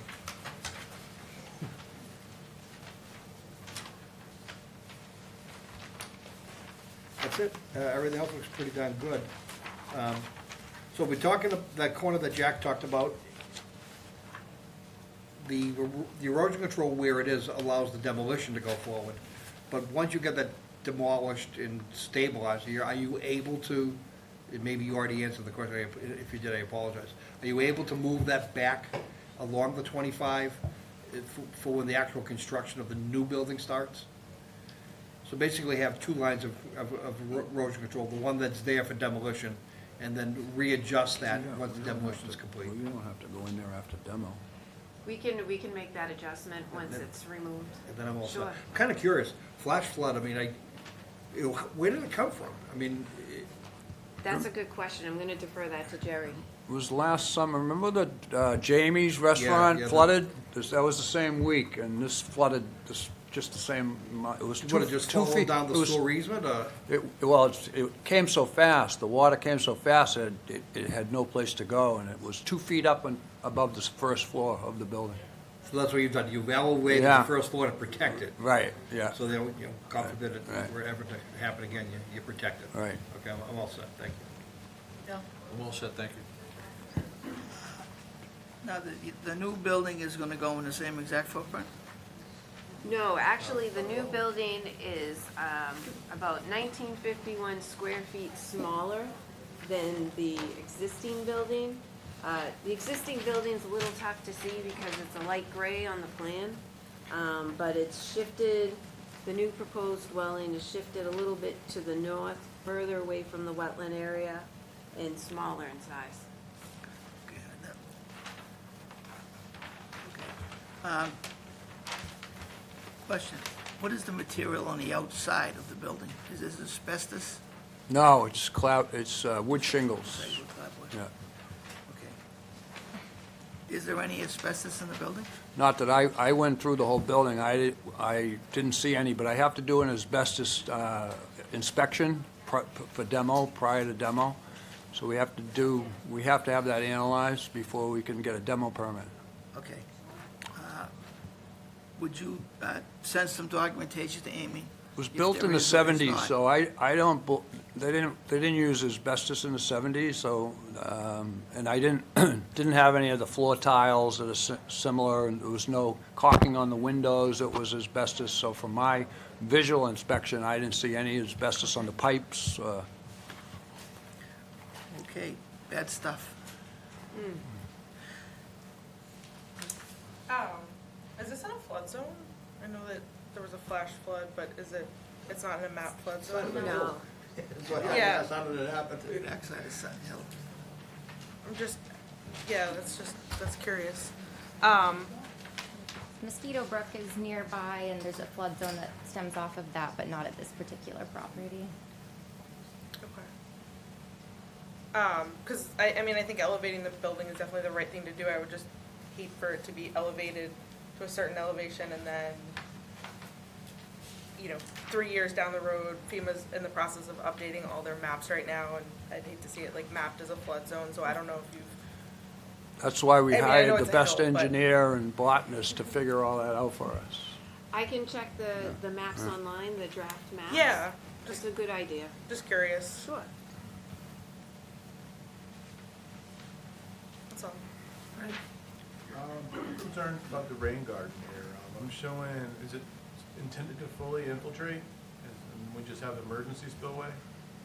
It's gonna collect the roof runoff as well as some of the surface runoff from the driveway. So it is taking some of the driveway. Yes.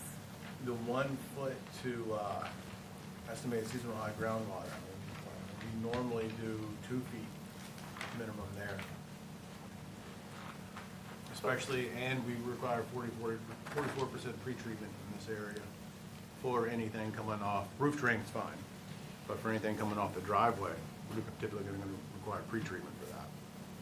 Well, this isn't subject to stormwater management because it's just one building, the 2 units.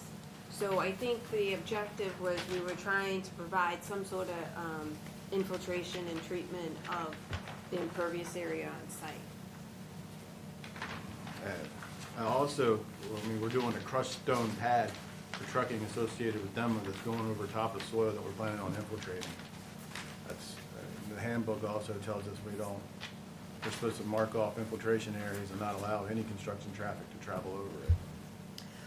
I can speak with the engineer and see if we can possibly relocate that to the north and out of that rain garden location. I would like to see that at least. I don't know how we feel about the 1 foot separation of groundwater. What's the impervious delta on this one? Are we doing less or more? Well, Less we're than existing? reducing. I know the building's smaller, but that driveway looks big. This is what I've always wrestled with that, because I think of rain gardens more for, water quality, nutrient uptake and whatnot, but not so much stormwater management, meaning volumetric. So infiltration principles would be for if you try to get rid of the water into the subsoils. That's what you would want to maintain that separation in order to be able to do that. But rain gardens functions for a completely different reason, really kind of want to have a wet foot. But they're also not intended for mitigating volumes. So you kind of got a hybrid here where they're using it for both. And I think that maybe that's the problem, is they're trying to use it for both. Yeah, this is more of a wet basin design than a rain And garden. if it is, it should have Yeah. a sediment forebay. So would perhaps having the driveway receive a stone drip edge? That'd be fine. For a small project as small as this, that'd be, Yeah. I mean, you're not gonna get 44%. Let the roof That's drain, enough. it would just let the roof drains go into this. Let the roof, yeah. Yeah, if we get a drip edge on the driveway, we can get rid of the crushed stone if we're gonna try and infiltrate. I'll be all right. Do we know what the groundwater's like on the rest of the property? Is there anywhere where it is greater than 2 feet? I don't know, I didn't do the deep holes. Jack Sullivan, the design engineer, I assume did them, so we don't know. I'm just thinking if That it flooded northeast that side bad, of it might Sutton not. Hill? Yeah, that's Sutton Hill. That's a first water table. Right. It's shallow everywhere.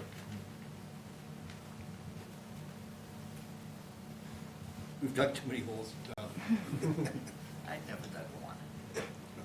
Yeah, you fill them in. Getting ready to.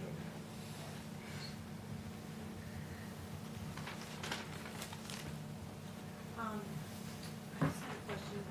Do you have any plans for like generators, propane tanks, anything like that that could be shown on the plan for? Natural gas, so no propane, and we don't intend to put generators in.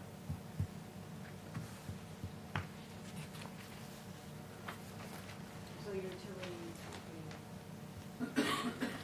Sewer, water, sewer, water, gas. Yeah. Electric's overhead. So do we want to continue this to the next meeting and give them time to speak with the engineer about infiltration off the driveway and the other items that discussed?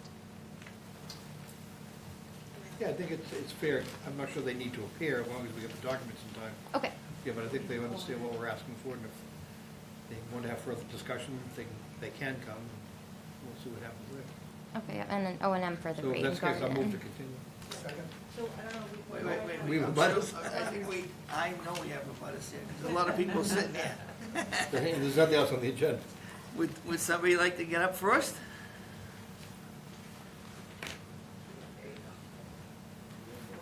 I can ask a pretty Just come up here and specific state your question. name I'm Alan and- DiBenedetto, I'm on a butter from Sutton Place, and most of us here.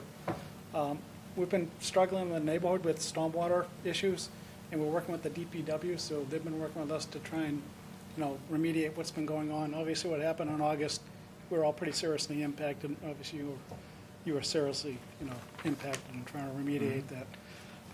I have a very specific question, and it's the existing structure versus the new structure. I know it's smaller, but is there a basement in the existing one? No. Is there going to be one in the new No. one? Okay. I mean, our biggest concern is groundwater and how we're managing it. That would be a concern, I think, for all of us, because that would Yeah, that's what we're trying to mitigate. cause an issue. Generally, we're just trying to be sure that whatever you guys are doing really doesn't just move the stormwater issue to somebody else. So we hope you guys are, looking out for the whole project, but also the larger community. That's it. So it's slab on grade, Yes. slab on grade. Thank you. Anybody else? That's everybody's concern. We brought all these people for one comment. No, we were like, here to learn. As long as you keep the water moving. Yeah. Keep the water So moving. groundwater is an issue, is what I'm understanding, we've got flooded basements? Is that? Yeah, Yeah. it's exacerbated in about the last 5 years. August was not a good example, but our neighborhood, we're getting a lot of runoff from Sutton Hill. The curbs have been removed, there's a lot of gas line restoration. Since last summer, that's adding to the problem, so it's another project, but we're just hoping that there's a larger solution to groundwater in that area, and that any, new project doesn't impact it negatively.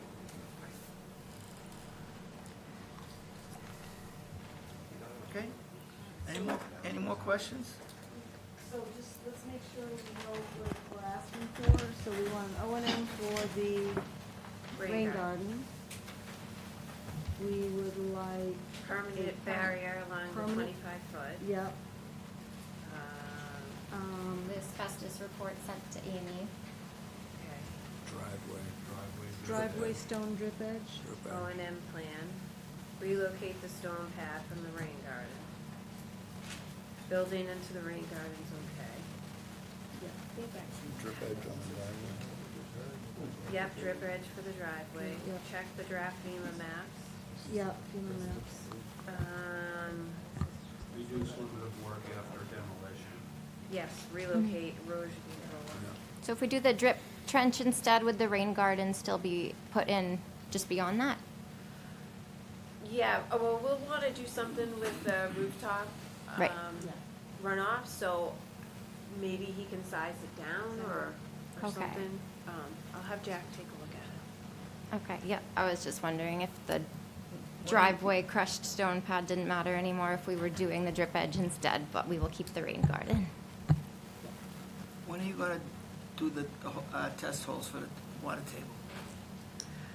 So Jack Sullivan will do those. I can find out. I can let the commission know.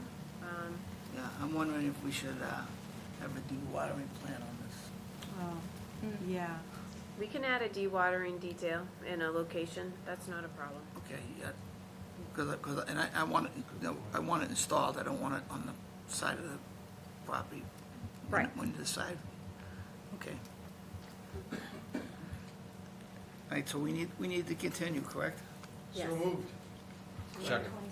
All those in favor say Please. aye. Aye. Opposed, and that's unanimous. Thank you. you. Thank you. Thanks, Jerry. Next one is 242, no DEP number yet, for Webster Woods.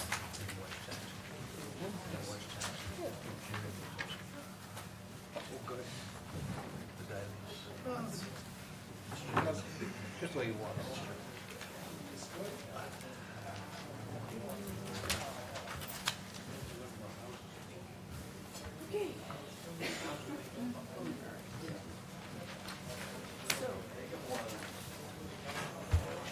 Okay, so, 230 Webster Woods. So as background, in November of 2004, an order of conditions was issued for the construction of an in-ground swimming pool and a patio. Certificate of compliance was issued for that project. At that time, so the property is encumbered by two separate wetland systems. So at that time, the A series, which is isolated vegetated wetland, was identified as a vernal ephemeral pool, potential ephemeral pool. And the B series was not. So the B series is up here at the base of the slope. The IVW is to the left of the house if you're facing from the street.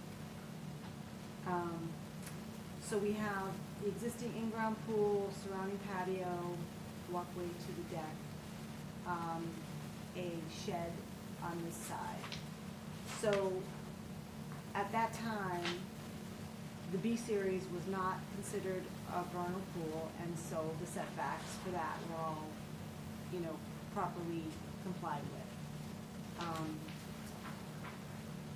Now that we have a new notice of intent, the wetland consultant inspected both wetland systems, redelineated and investigated for vernal pool function, and actually the determinations had flip-flopped. So now the B series actually is functioning as a vernal pool because we have actual,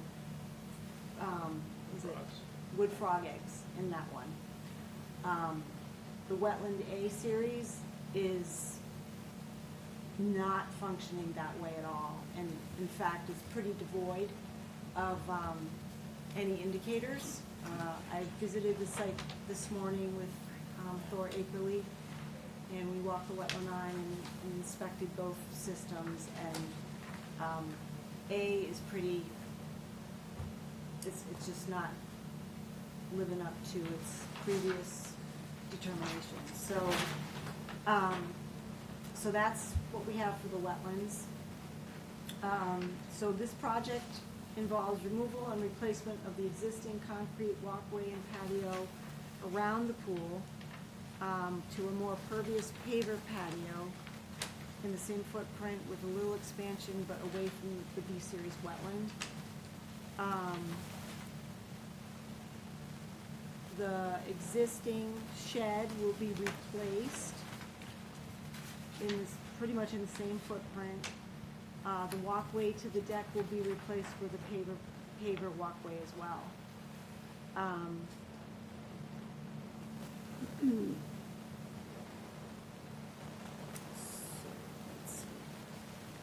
The existing fence, excuse me, is proposed to be relocated in this area as well. So the patio expansion, as I mentioned, is going into an area of landscape which, that will move the fencing out. That's what I was trying to say. So the existing filtration system is a cartridge style, so it's not a backwash system for discharge. And so that's the access to the work area is going to be off the end of the driveway to the north, and up along the side of the side yard. The homeowner and the wetland consultant is here this evening. If you have any additional questions. We don't have a deed. We don't have a deed to file member yet. So I had also asked whether the yard irrigation was going to be upgraded, or I noticed some cut hoses in the back of the shed. We want to talk about trimming of the trees on the northerly side of the patio, and something else. Lawn clippings? What's that? Lawn clippings? The lawn clippings? The wetland boundary along the back of the neighbor. Oh, yes, that's right. So this wetland does spill into another wetland back here, so I just wanted that to be shown as estimated, just so that, for posterity's sake. And it is farther away than the B series, but I just wanted it to be shown. Just a question I'll ask first.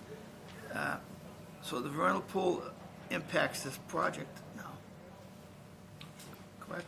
Well, yeah. Okay, But what's there was compliant.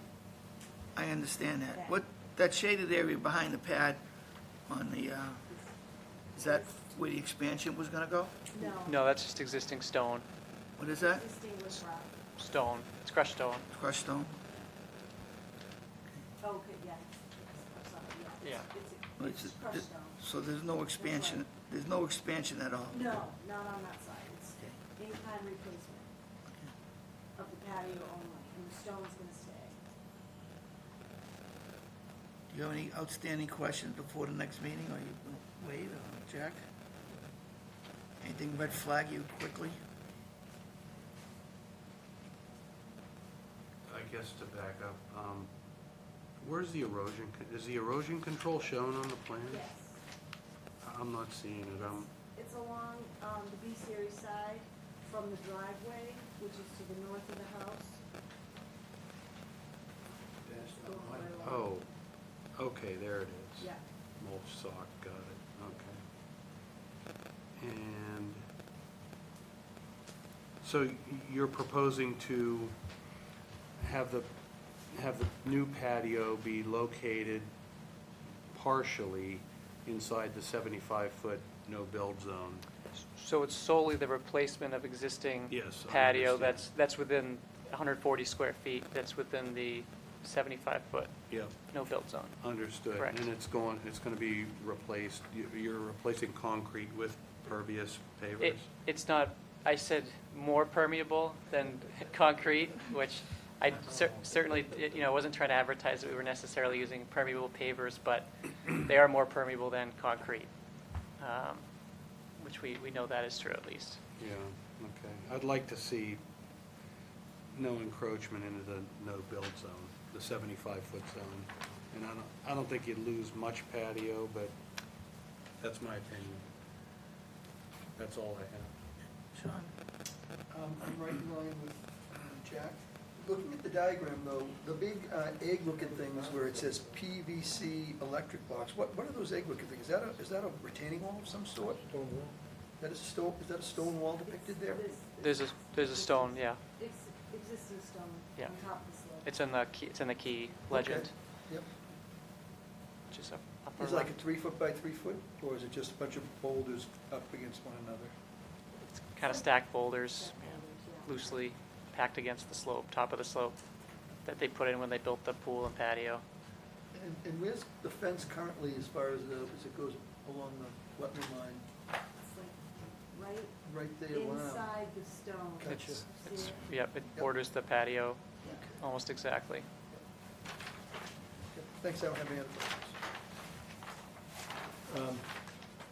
So I'm going to disagree a little bit with my colleagues who spoke before me. I see that the improvement that exists within the 75 being compliant with the permit that was in place in the beginning. That's what I see.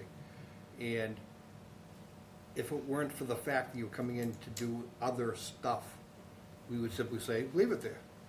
Right. So the stuff you're doing now is adding a patio outside the 100 for the most part, except a tiny little corner, and replacing a liner, clearly not critical to the habitat, and you're looking to make something not As a bad. little more permeable than concrete. I don't even know how to say that and Yeah. have it make sense. Yeah. So what are you proposing there?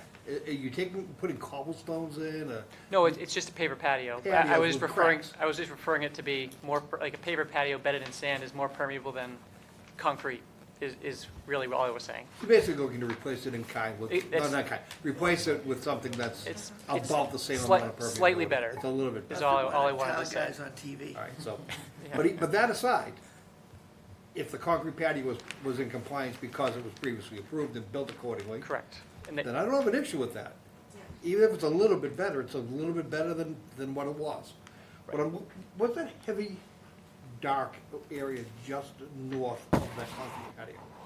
That's crushed That's the stone. same thing, stone, crushed stone. That's there already, or is that proposed? That's existing. So that that's they- already there, so it's a yeah. drip edge, if you will. Correct. So even if it were equally impervious, it's still getting to that drip edge and getting some benefit of infiltrating and not creating a point source runoff into, so I don't see a particular issue with any of that.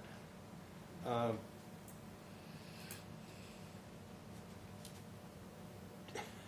think that's all I have to say. I think I'm all set. Thank you. I have no problem with the waiver request. That's all I have. What was, I didn't even see the waiver request. Yeah, I only had a question of the stockpile, the difficulty of probably getting to it, but I forgot you were taking the deck out. No, deck's not being removed, but they are redoing the walkway there, so they'll be coming kind of across that area to get to the pool and patio anyway. The So decking area around the pool is not being. Oh, I'm sorry. I thought you meant the deck behind the house. Sorry. No.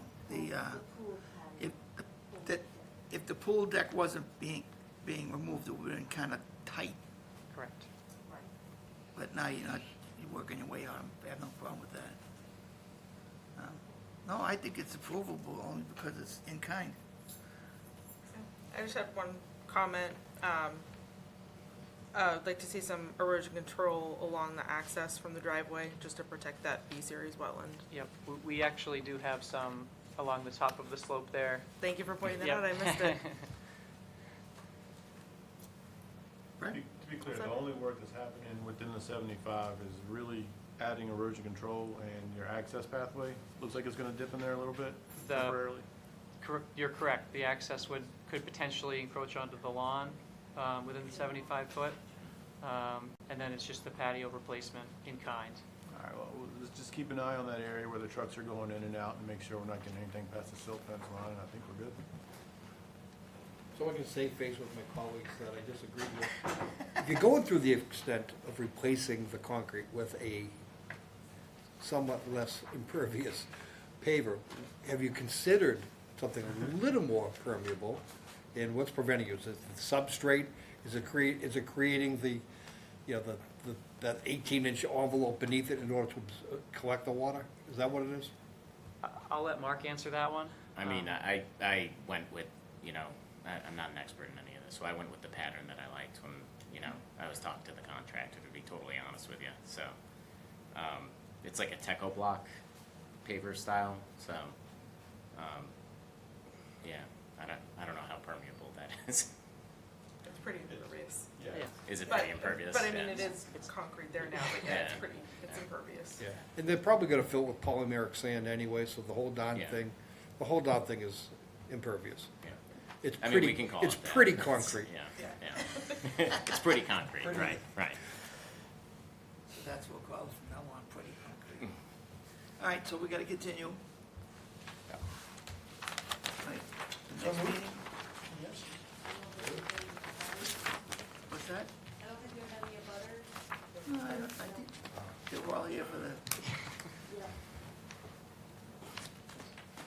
I was surprised the guy with the balloon shirt was here.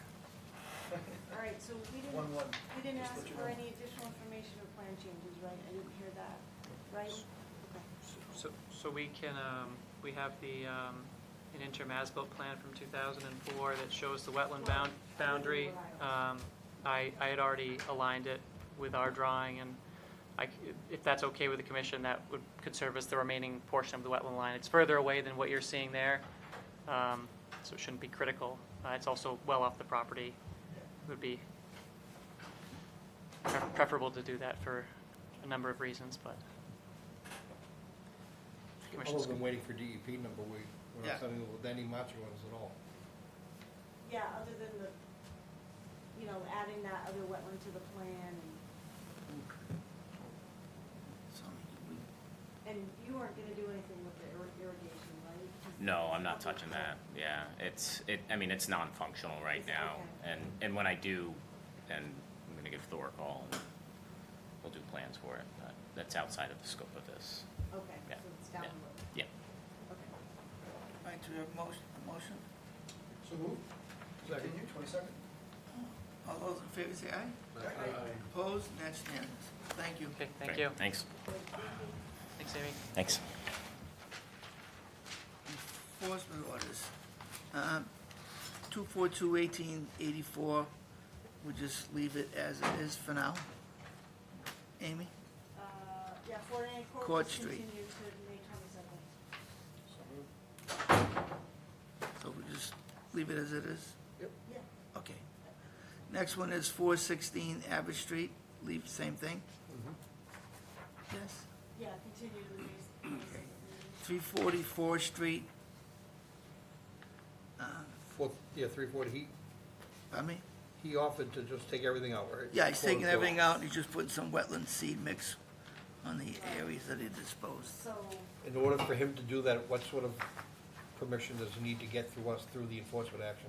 Does he need to submit anything, or is it just keep you in the loop? No, I was recommending that you guys issue an enforcement order that requires all of the removal and restoration to be done by September 30th of this year, and that erosion controls, 12-inch mulch stock be installed to envelop the work area, schedule a pre-construction or pre-removal site visit with me, and to inspect the erosion control, or Justine, remove all of the offending structures, then restore the disturbed areas.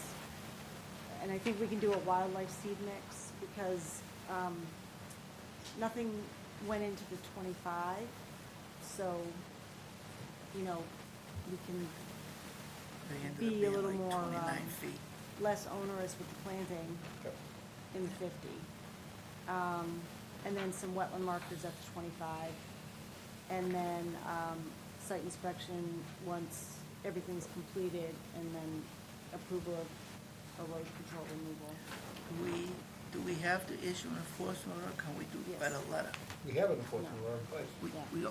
We had an enforcement letter, we didn't do an enforcement order, did we? Well, we have to I authorize think the we just activity. did a violation notice, and then we were waiting on the enforcement order till we had the wetland measurements. Yeah, so I think it should be an enforcement order. Okay. And do that tonight. Yeah. Move that we direct the conservation administrator to issue an enforcement order with all of those provisions included in it. And you've already discussed the applicant with those conditions, what you said to him? Yeah. Okay. So Brad seconded. Yep. All those in favor say aye. Aye. Opposed, and that's unanimous. Thank you. next one is 129, oh, I remember this one now. 129 4th Street.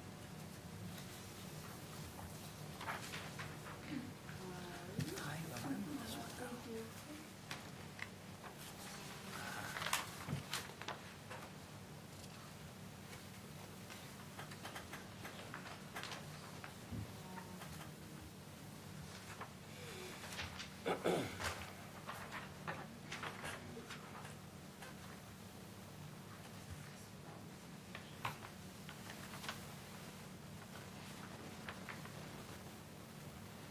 Alrighty, so, the commission will recall that back in May of 2023, we issued an enforcement order because I went out to the site for a propane tank building permit and found that patio was being constructed in the 50, and we had them come into a meeting. The commission asked them to engage a wetland consultant to evaluate the wetland for vernal pool function, because that made a big difference between whether it was gonna be a 50-foot no build or a 50-foot no disturb. So we issued that enforcement order. Wetland consultant was not engaged, so when Justine came on board, I had her go out there, take a look. And then we went out again in this April and found enough indicators under our bylaw for it to qualify as a vernal pool. It was mostly facultative species in the wetland that was immediately adjacent to the house, and obligate species further out into the wetland. There was a little more work being done on the site. I'm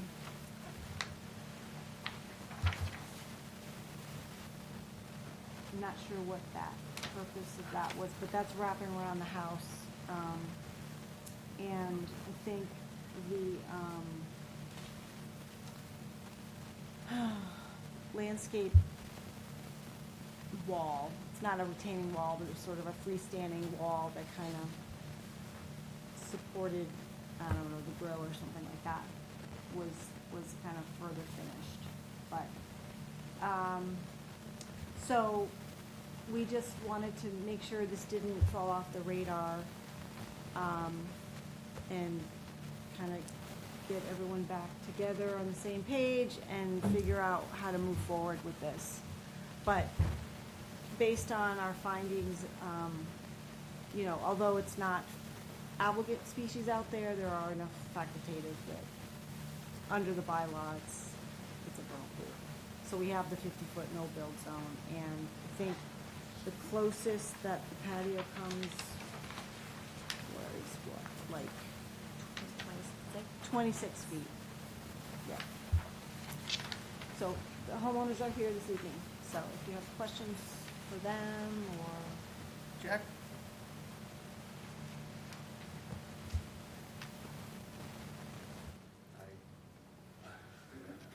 I guess I don't have any questions at this time.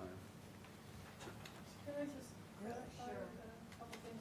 So that's just loam, because we have, I mean, it just falls off in the back, and it's, there's a lot of legend, is that addition that's there, it's just to bring up the grade so we can plant some grass, which we have a tough time anyways, because there's not much sun in the back. As far as any more construction, all we did was take the bricks that were laying scattered in front and put it up on top of the wall. That's all we did. So we could work on the do lawn. That's what we did. And when we tried to get Mike DeRosa back in last year to get him to come in, and we just couldn't get him to come in timely. And Amy suggested that Justine comes out and looks, and she did come out and look and told me there was nothing there that says it's a vernal pool. I'll speak to that. I'm very familiar with the state criteria of defining a vernal pool. I was not familiar with our ephemeral pool bylaw criteria, which is drastically different. Right, but that's not what I was told. I was told by Amy that she was very adept at the bylaws. So we just and we haven't really done anything other than take the bricks and put them in the wall. I mean, if, we're here to, we realize that some of it, but it is also, when we had the addition put on in 2002, I believe, the additions were put on, I had, down beyond that rock wall, I had a patio down there. And I don't know, I don't remember, it might have even been you, Amy, I don't know. Said, you need to move those patio blocks up here. And so we had a patio up there before that. And they were concrete pavers, and it was slightly larger than this is. And when we put this in, just because of the pattern of the blocks, it's smaller. And, it just, I realize we didn't pull a permit, but, You did an addition when? 2002, I think it was? 2002. We did that back addition, and that back addition, when we built the house, the setbacks, I believe, were 15 and 30. And there was a deck where that addition is. And I was actually quite surprised that the Conservation Commission said, yeah, go ahead and build the addition. And we- It was in the footprint. It was in the footprint, and it was, and at that point, that the setbacks changed. And if I'm not mistaken, see the corner of the house right there? Where the door, about where the door is the 50 foot, I think it is. Or whatever it was. It went from 1530 to 2550. And that addition was put on in 2002. That's the Wild West days. Well, I say that because there was an era when we ourselves had mold problems and flooding issues, and we lost a lot of our records. Yeah. That might be the era. But if it was we put an addition on the back and pre-existing a small condition, bump they were out in coming to front build of an the house. addition, and it was already in compliance, we would have taken that into account back then. But, I'm not saying it didn't happen, but I'm not sure we can find that record. So did you, The only plans I have on record is for the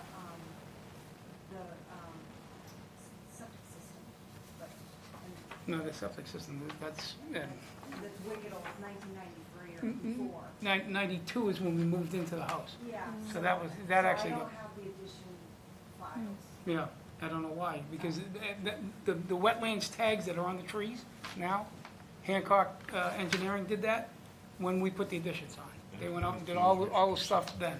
Maybe they have something on I think it was, I want to say it was 2002. You say an O2, I can't remember. 1990. It was 20 years ago. He just said 1992, you said? 92 is when we built the house, when we moved into the house. So that's like 2002-ish. I came on in 90. Doucette, yeah. It was Richard Doucette. No, Doucette left it like in 93. Yeah, I was here during the period when they built it. No, Doucette was the head guy That's right. when we built the house. That's correct. Because we When you went built the through, house- Not when you built the addition. no, we did the additions. When you built the house initially. When we built the house initially, because it took us 6 months, and I finally had to yell at somebody to say, let's go, losing my financing, because he was on a sabbatical, he wasn't even around, so nobody wanted to make a decision. I was like, and then when he came back, he said, we're not arguing about whether he can build a house, because we wanted to put it this side of that stream that runs through there. Because it was originally out back, it would have been another 700 feet of driveway crossing over. So we put it in front of that. And he was in charge then, On the original house. on the original house. Yeah, he was not here for the addition. but- No, I don't think so. What year was the addition? I think it was 20 years ago. 2002. I'm pretty sure it was Yeah. 2002.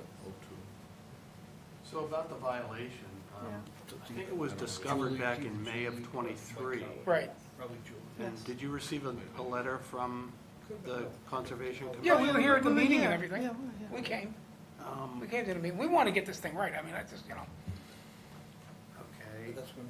we didn't do it to try and sneak it in or anything like that. Was there any action taken based on that?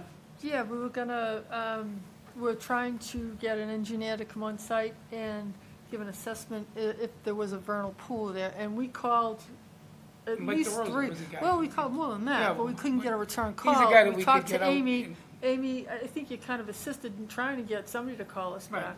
Yes. And that's all- and then But- it just kind but of then time stagnated had over the passed. winter.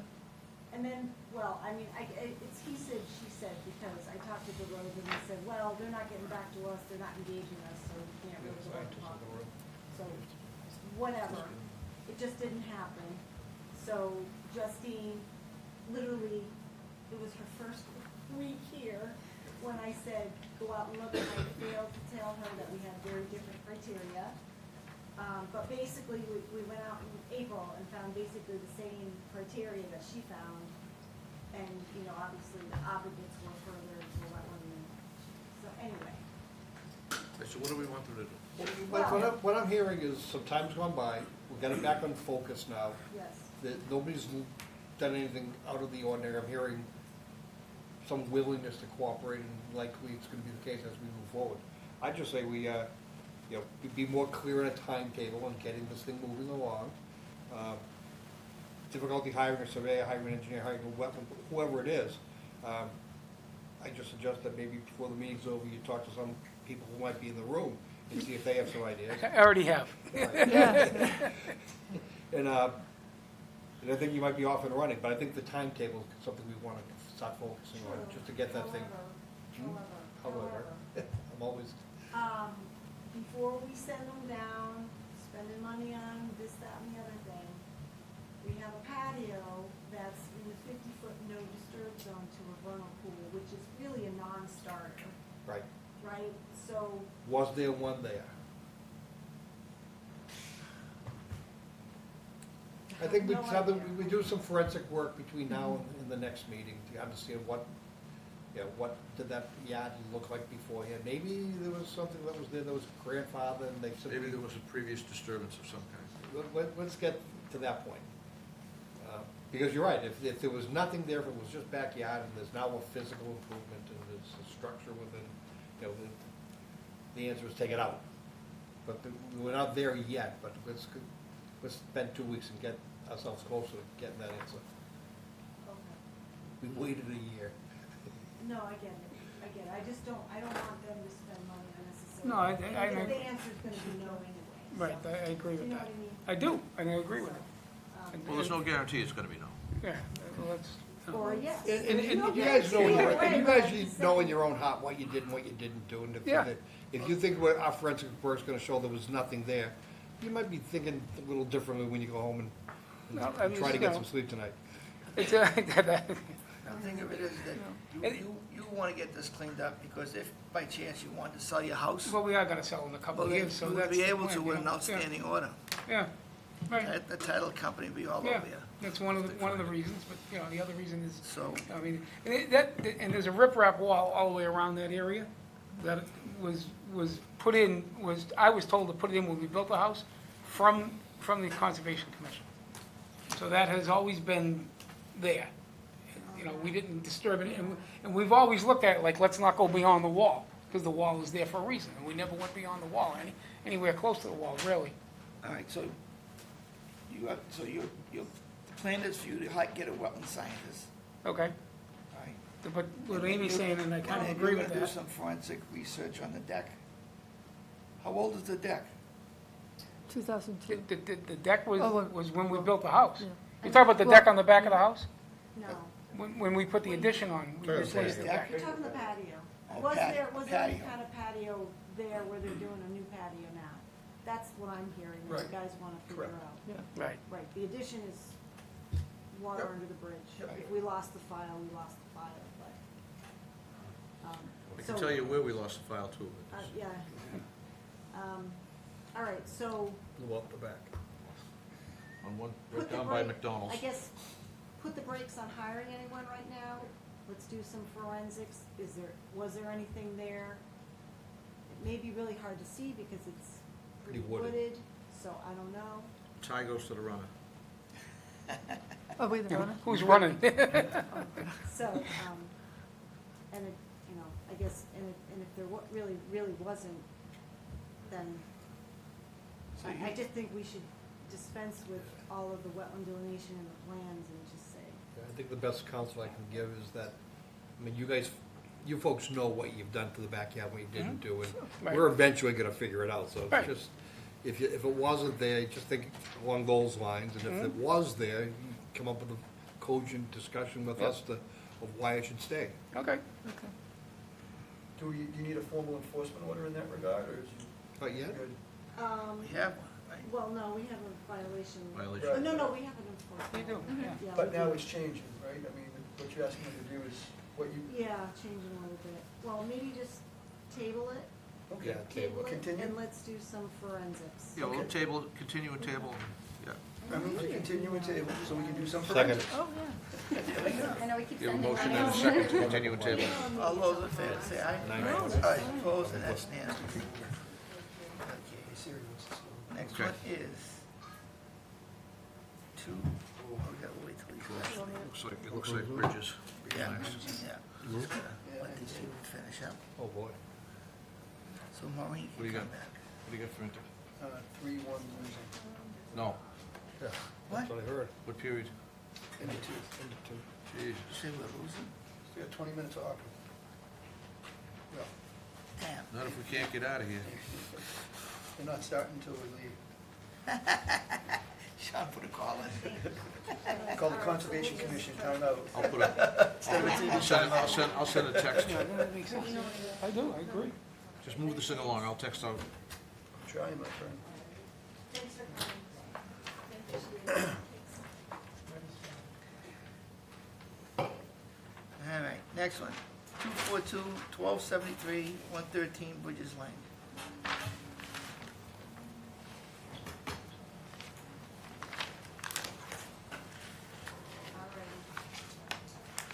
Okay, so this is enforcement order for multiple violations at 113 Bridges Lane. A lot went on in the buffer zone.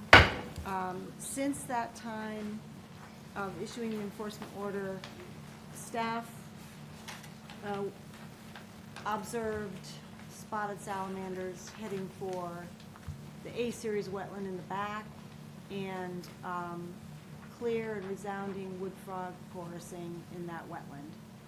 So we have a vernal pool which kicks our 50-foot no-build into a no-disturb zone, and our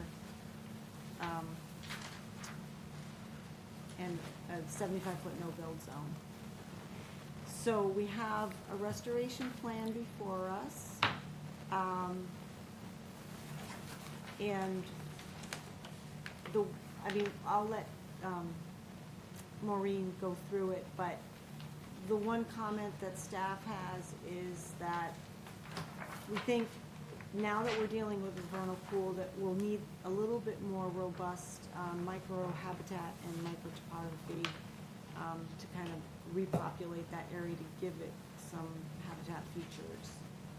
So I'm gonna hand it over to Maureen to walk it through. Okay, so let's start with the A-series wetland. Proposing to remove the wooden ramp, the platform, and the footings from the resource area. I'm proposing that this shall be done after vernal pool season, and I'm sure that'll be when this will get the final approval to do and when the water receives. I'm proposing that these items get removed by hand and shovel unless the commission allows some sort of machinery to allow us to remove that. Once these items are removed, a New England wet mix shall be applied to the wetland. The A-series, so within the 50-foot ephemeral pool, I'm proposing a small bobcat to remove the shed that's located on the property, as well as the crushed stone and underlying fabric. So all of the dotted symbols on the plan, that symbolizes crushed stone. All of these items shall be stockpiled outside the 75-foot no-build zone and trucked off-site. Let's see. I'm requesting the commission to consider the following within the 50-foot no disturbance zone. We have an existing or historic lawn area. We have 476 square feet. I'm asking the commission to allow this. I have a photograph on the second page of my restoration plan that shows that historical lawn area as of August 20th, 2021. There's a concrete pad and wooden steps. It's located 28.4 feet from the BVW. To access the rear portion of the property, I'm requesting the commission to consider allowing this feature so that there is some access to the rear of the property. Lastly, there's a dynamite wooden play area. 26 square feet is located within the 50-foot ephemeral pool, no disturbance zone, and it's 46.8 feet from the BVW. I have a photograph of that play area on page 3 of my restoration plan. Essentially, the remaining areas, the 25, everything from the wetland out to 50 feet, I'm proposing that we primarily plant shrubs because the overstory, the canopy is pretty much there. We don't have an understory or a herbaceous layer, so I'm proposing 19 native shrubs in this area, as well as a seed mix, a New England Conservation Wildlife mix. I'm open to the suggestion that staff has about creating more of a micro topography type habitat, logs, that kind of stuff. That's not a problem. I can incorporate that into the plan. Okay, so the 75-foot no build. The following items are located within the 75-foot no build. We have crushed stone, mulch, the historical lawn area, 330 square feet of the wooden play area, 222 square feet of a fire pit and gravel path, and a wooden plank fence. I'm asking the commission to consider allowing these items within 75 feet. The fire pit and the gravel path is located on the located on the historical lawn area. I wasn't sure how the commission views crushed stone or mulch within the no-build zone of an ephemeral pool. That's why I listed it as a request. I thought maybe we could discuss this portion and then go to the front of the property. Is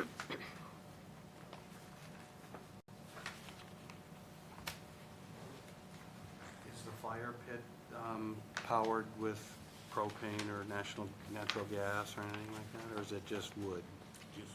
Just wood, okay. And the shed, that's to be removed, the 512 square foot shed? Yes. Okay. Wooden steps and concrete to be removed also from the no disturb? I'm requesting the commission to consider allowing that so that there is some access to the rear of the property. Okay. Oh, and I am providing, I'm proposing posts with the North Andover medallions along the 50-foot no disturb as well.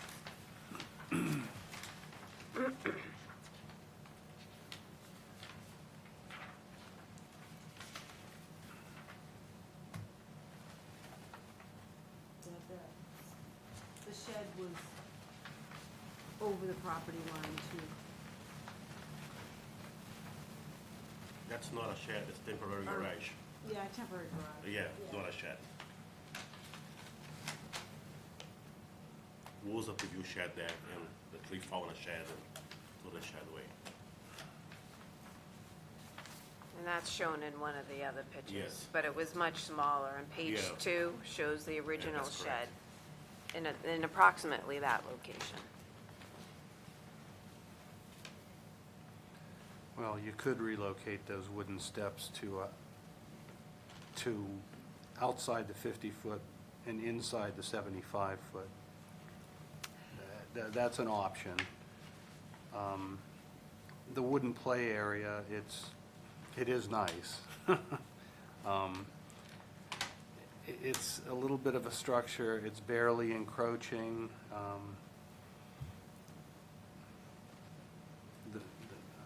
Yeah, I mean, that's, it is nice, but, and then you've got that wood ramp to be taken out, okay? I agree with your thoughts on the shrubs. I think that makes sense for this site. What's the difference in height between the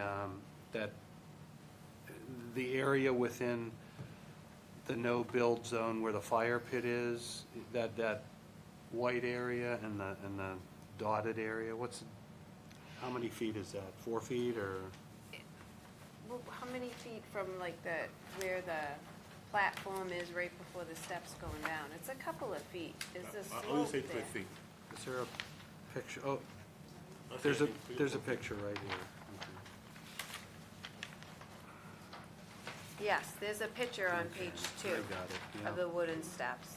And again, photographs are kind of tough to see, but when I was looking at the old photographs, it kind of looks like if you look above that, where the original shed is, it looks like there's a drop-off or some sort of stone wall. Maybe? I'm not sure. Tough to tell. I think there's got to be a barrier on that no disturb zone, absolutely. A very tangible barrier. Because you get your driveway's going right up to that, where you get the crushed stone. So, anyway, that's all I have for now.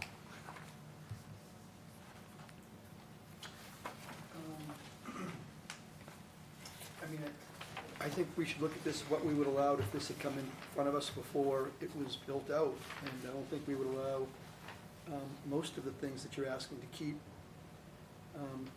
I think if you want crushed stone or mulch between the 50 and the 75, that's not building, so I think I have no problem with that. But I think that anything else that's in violation should be removed. And I do agree with Jack that, based upon what we're seeing here, we do need a barrier along the 50-foot.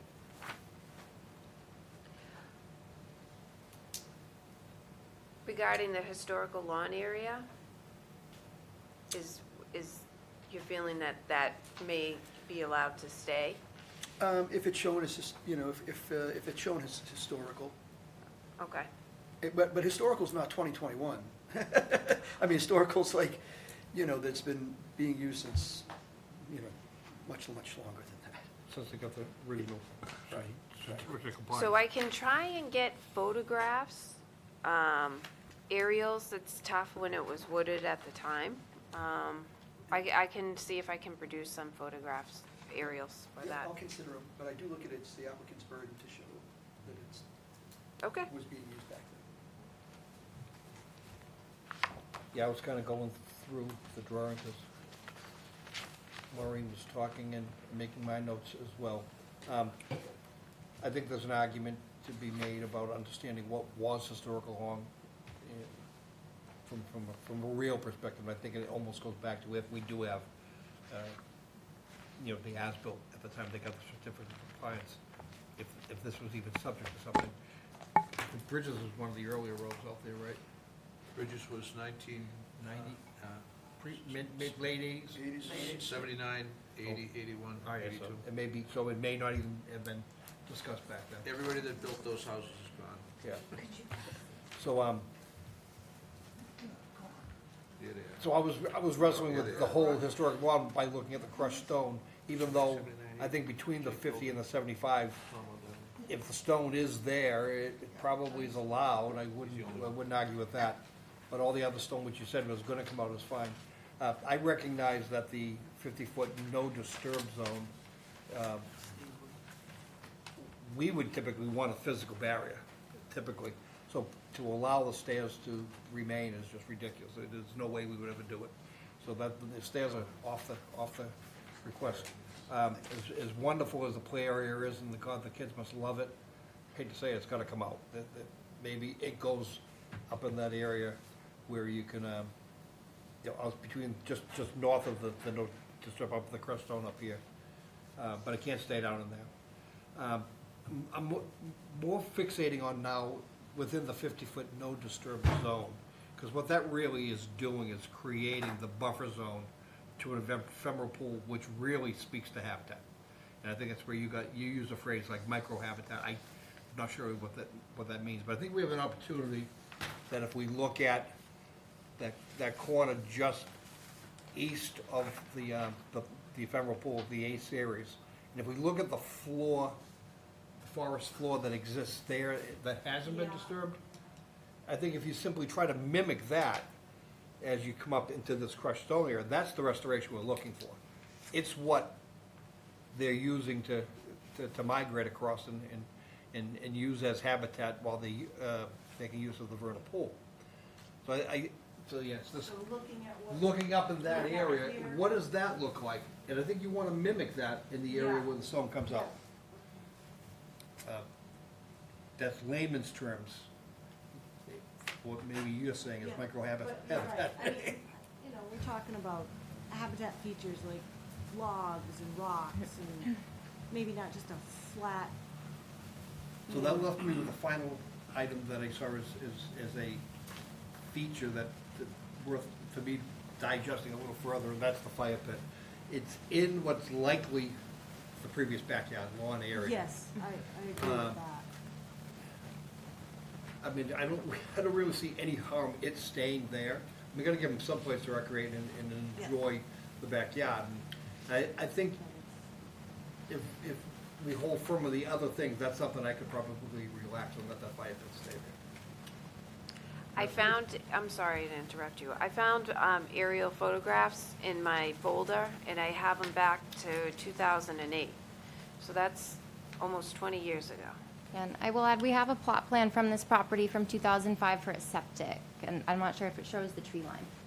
It does. It does. shows All it right, so around the shed. We'll pass these around, but the reality is, it sounds like we could have enough forensic work to help Yeah. you make your And case. it's up behind you. It's up. That's the septic. Forensic photos. From 2008? Yes, 2008. the oldest one I have. The 2013. I found it remarkable, 2013, how the backyard is really becoming a part of a driveway. Are you done, Joe? With a carport. Yeah, what about you? I'm good. Mike, I'm agreeing with my colleagues. The play area has to go. The ramp, the wood ramp, the shed, the stairs, okay. To the left of where the fire pit is, could you put the play area in that section? You know, it'd be in the vernal pool, no, Bill, but I'm trying to give this guy some, Would the commission consider a play area a structure? Yes. yeah, it is. a The way structure. this was built is a structure. The way that one is, yeah. Okay, so if it If it was a was, swing set on the ground, no, I wouldn't consider that a structure, but this is, I okay, think you can consider it best. It's a structure, but it's, you know, it's a small structure, but it's a structure. so if my client wanted to relocate it, it would need to be outside the 75-foot? Outside. Well, it'd be kind of tight. It depends on my commission thing. I think we could be a little bit more forgiving and put it between the 50 and the 75 no-build vernal pool. Yeah, outside the Okay. If you was taking that But outside the freestanding play 50. set, in This my is opinion, Outside the 50. taking that Outside 50, freestanding, right here. Yeah, respect the 50. that's gonna, Yeah. I'm sorry. I don't want to see anything in the 50. Okay, I think if you can find a way to respect the 50, you probably, everything else sounds like it might be permittable, Yeah. okay. And the, provided I'm hearing correctly. and Joe's discussion about the migrating of the critters, crushed stone wouldn't be the answer. I mean, I think we should be, put some type of vegetation back.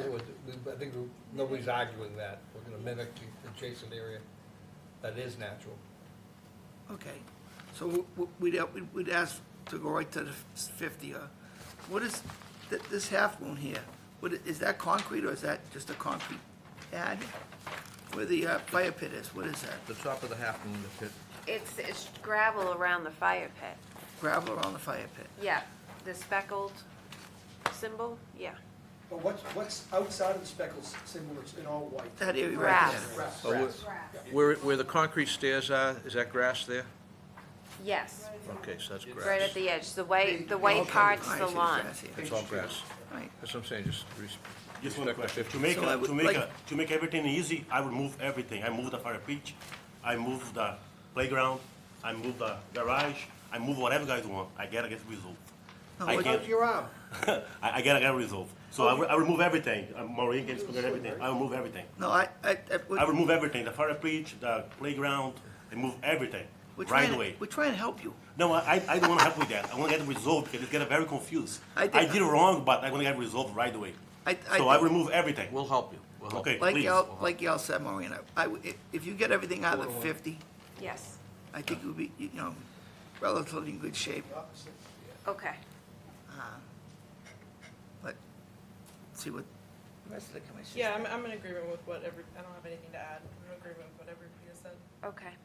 Yeah, generally agree. I mean, that play area, it looks great, but I mean, the issue is we built up the land and changed the drainage course in that area. That's what we don't like to see. But if you want to move that same playground and put it in between the 50 and 7,500, it looks like you got a flat area goes to the left in that I direction. think it right here. Yeah. I'm not against that. It's just changing the drainage patterns back there is what I don't love. Okay. But everything else, I agree with these guys. We want to beat this dead horse around. So where do we go now? We need to go to the front. Oh, I'm sorry. Oh, you need to go to the front. The front of the lot. Right, Oh, we get the front, yeah, we get the front, yeah, we forgot about. right, yeah. Now we go to the front of the lot. Okay.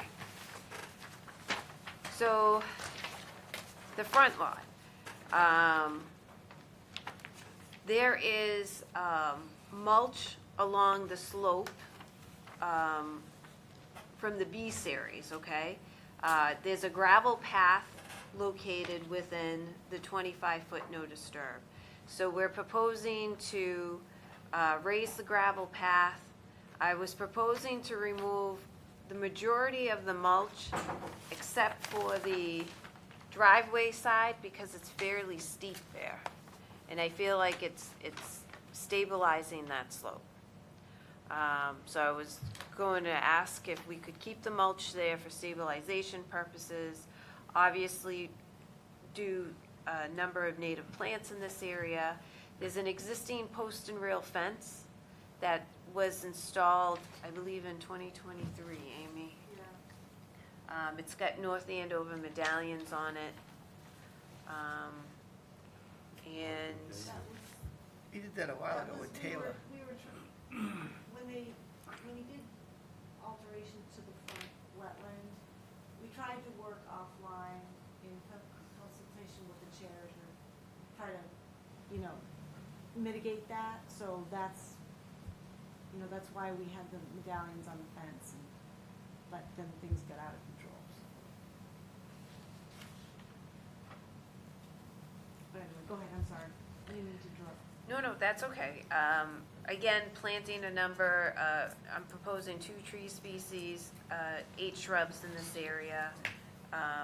Allow it to naturalize, allow it to come back.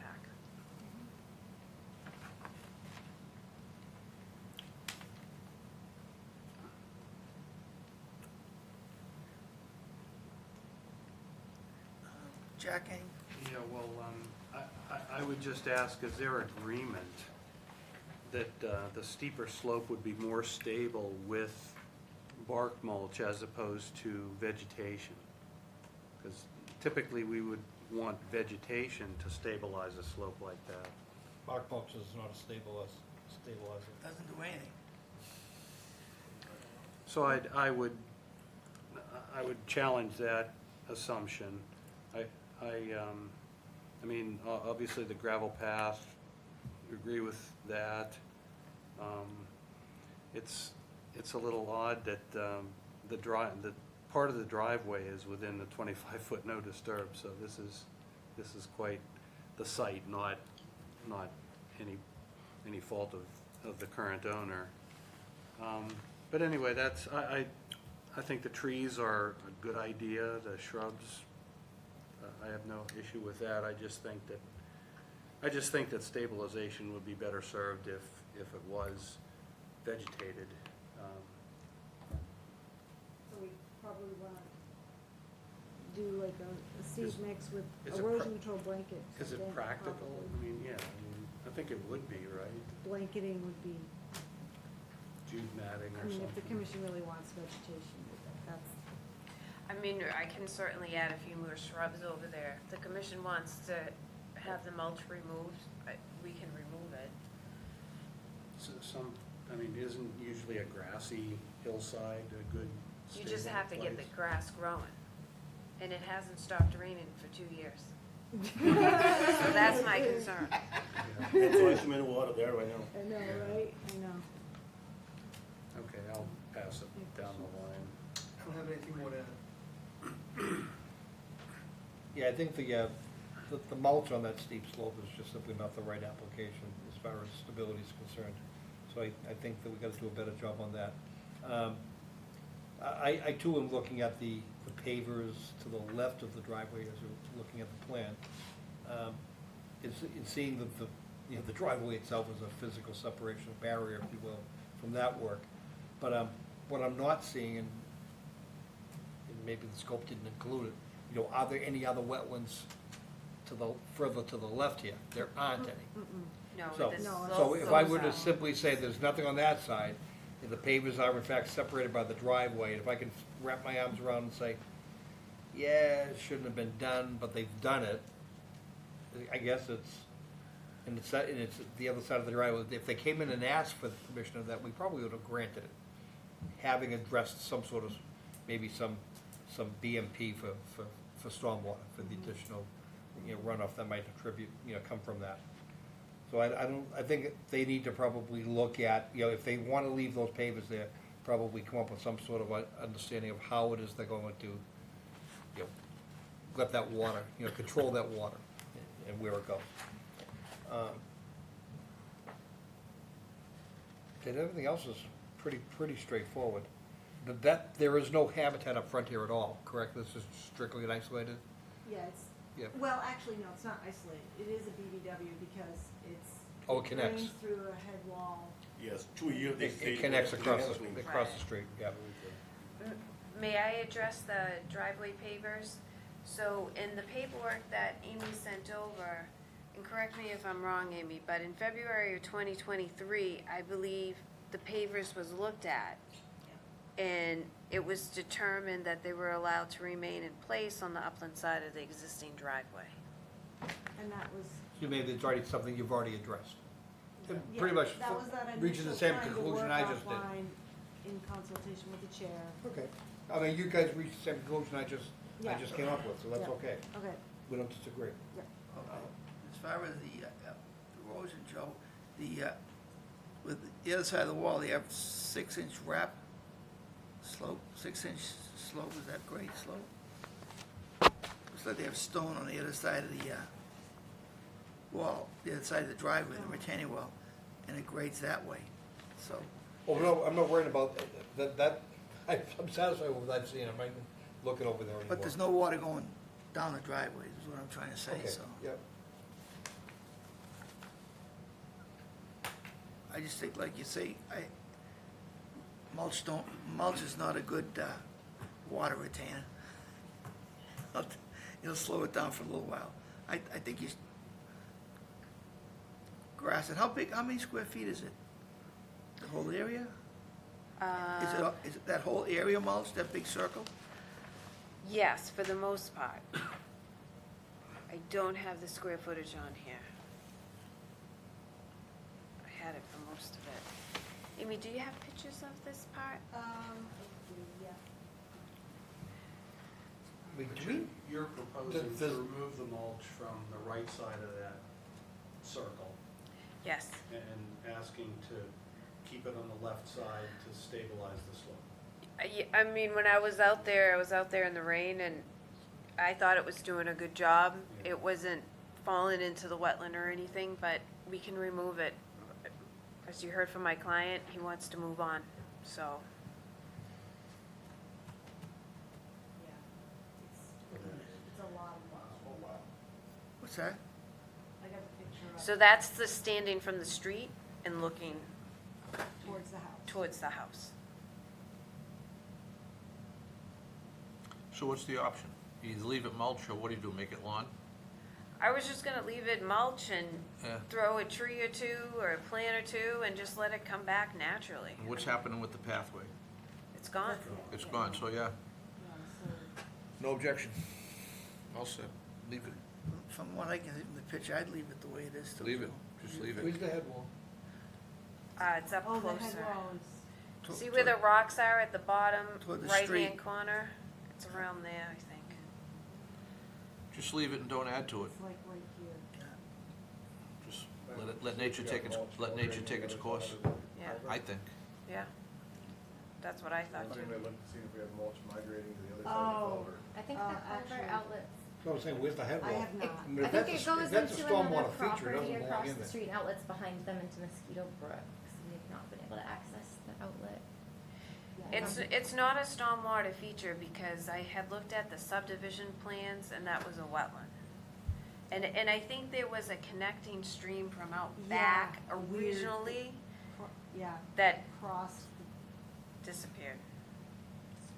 It's the OK Corral days. That was the way it was. okay. So, I see these slopes, I see mulch on it. I know that's all just gonna wash down Yeah. and get into that culvert and go the other side. I'd love to see some sort of seed mix to at least stabilize this area. I'm more than happy to remove the mulch if that's the consensus of the commission. More than happy to put a seed mix. The tricky part with native seed mixes is they don't pop. It's not like a grass seed mix. You throw it down, it pops. Some seeds pop that year, some seeds pop the following year. Yeah. So in terms of like stabilization, those types of seed mix, my opinion, stink. And it's not gonna grow in mulch, it needs soil. Well, right, we would have to remove the mulch to put the seed mix down. Absolutely, you need bare soil. So there's more disturbance than no disturbance. Would an erosion control blanket that's seeded with just grass placed over mulch grow? I don't think so. No, I think okay. you'd have to remove the You've done mulch. site reviews, has there been any erosion that you could see? not, no, not, That it's something when that I'm, should be, no, I mean, I can't say that I've seen. Well, mulch floats, so it's just I gonna, mean, whatever yeah, I rains, it's mean- gonna go on down. Yeah, and Brad asked about the other side of the culvert, and we've not been able to look at that to see if anything has traveled yeah, through but it. if that much, if it was eroding that bad, there'd be a lot of mulch around the pipe. There's no mulch there. There's no mulch inside. So I'm saying, I don't think it's moving. I think it's been there, and I'm sure it's been there a long time. No, just maintain. Just leave it alone. I think I should. We're not putting this to bed tonight anyway, right? I mean, No. No, yeah, I can look at it. Get a better idea of what it looks like up and downstream. I think I heard the applicant say he wants to solve it, so Yeah. I'm not worried about it. all right, so we gotta continue anyways. So I would suggest, Maureen, to get everything out of the 50. Okay, And okay. replace the stone areas with grassy, some type of grass, wetlands grass, Okay. I have that. I have the stone out back where the gravel is. I'm proposing a conservation wildlife mix. okay. Once everything's removed, plant it, throw it down, let it go. Definitely want the placket on the 50. Okay. What about the historical lawn area? That's okay, right? Cause see the square boxes for the A series, that's the posts. And then I was gonna put the plackets on the posts. I would vote to let him have the lawn area. Yeah, that's fine. Let him have the lawn. I'll send Maureen the as-built for the septic system, and that shows The tree line. the tree line, so we'll operate Okay. off of that. And Okay. they can transpose that onto this plan. How's that? Okay. We'll do that. And it sounds like we're in favor of letting the lawn stay too, Sure? Yeah. the historical. Historic. Yeah, historical Right, lawn. and then we could boundary off. Not the around that. historical lawn, Not the hysterical. historical lawn. All right. Can I make one last request before Yeah. we go? Could we possibly suspend the fines? I know Amy's hand is really hurting. I know. From- I got carpet. Were they still tolling? So the fines stopped on April 27th. It was Okay. $100 a day, starting February 28th, and they total 6,000 right now. So the commission placed those fines to put the fire to get this before us. And you said that you would either consider rescinding or reducing. That's a fair question. Yeah. Yeah, but you know, Basically, the reason why we did it was legit. To get 'em It in. worked. Yeah, it worked. They showed good faith. It worked for them. So I don't think we should go back on what we said. However, we typically make that vote when we finally close. Finalize it? Yeah, Okay. but I'm inclined to consider it. But this seems like we're going in the right direction to Yes, approve it. At that definitely. point, I would make a motion to rescind the fines. But either way, they're still not compiling now, right? No, Yeah, no, okay, they so stopped, this is so. premature to discuss. So Okay, we'll address that another time. okay, fair enough. But we will address it. Okay, thank you. Thank So- you very much. Sure. Have a good night. All right, thank you so much. Have a good night. all right, thank you. How's your arm? You were in a sling, weren't you? So tired. I wake up 4 in the morning. The Red Sox could use you. Now work. What's left? Like, All right, so we got Hay Meadow. hey, madam. No, we got, all right. Yeah, that's the decision. No, we just have one thing, Joe. Joe, But neither, and he didn't have a swing on either. Joe, the reminder on the one, if you wanted to put some remarks in about the 114 project, they have to be, Yeah, I've been working on it. I mean, starting with the scoping certificate that's coming out of the state says that they should appear before the the North Hampton Conservation Commission and get an order of conditions. Completely bogus. They wrote this from another project and called it this. So, yeah, I've got a long litany of comments that I'm gonna be submitting on my own. so May 10th. I like it. May 10th, I okay. like Yeah, it. I haven't, You have to get it by May 10th, right? no, I think. May we did Friday. 29th? No, No. it's gotta be in, the comment deadline is May 10th. 29th, 24th? I've got it. May 10th, what's that, Friday?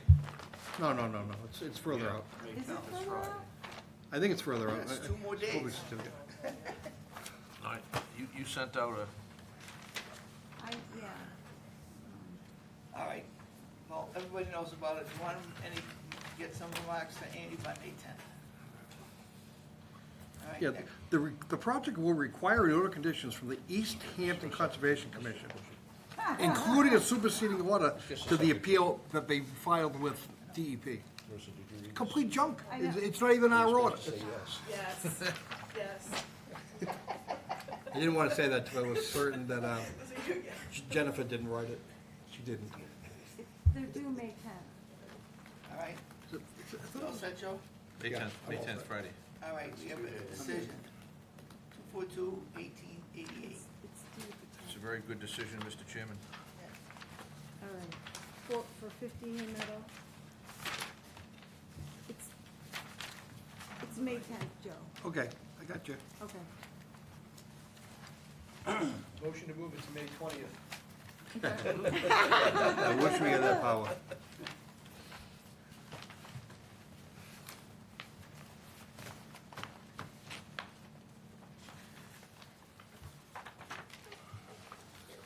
I think we should approve this right now, Joe.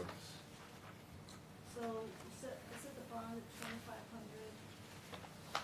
It's a septic system, right? Yeah. That's plenty. That's plenty for a septic system. So, Comments on this project are due May 24th, 2024. what? May 24th, 2024. My motion is granted? So When I said the 24th, I was pretty sure So of it. 24 minus 10, plus 2. For the single Carry the one. environmental impact report? Yes. I have the email. The email Com- says May 10th. Huh? According to Sounds like- this, sounds like it the says email May is 24th, defective on its 2024. face. Right in the cover letter. Mady, you good with this? Yeah. Mr. Mr. Chairman, I'm ready to offer a motion. Okay, no questions with the decision? Okay, motion? I move that we approve the decision I think for May 10th one, 242-1888 East Hampton. as drafted. Second. All those in favor say aye. Aye. Opposed, that's unanimous. Motion to adjourn. So moved. Second. All those in favor say aye. Aye. Opposed, and that's unanimous.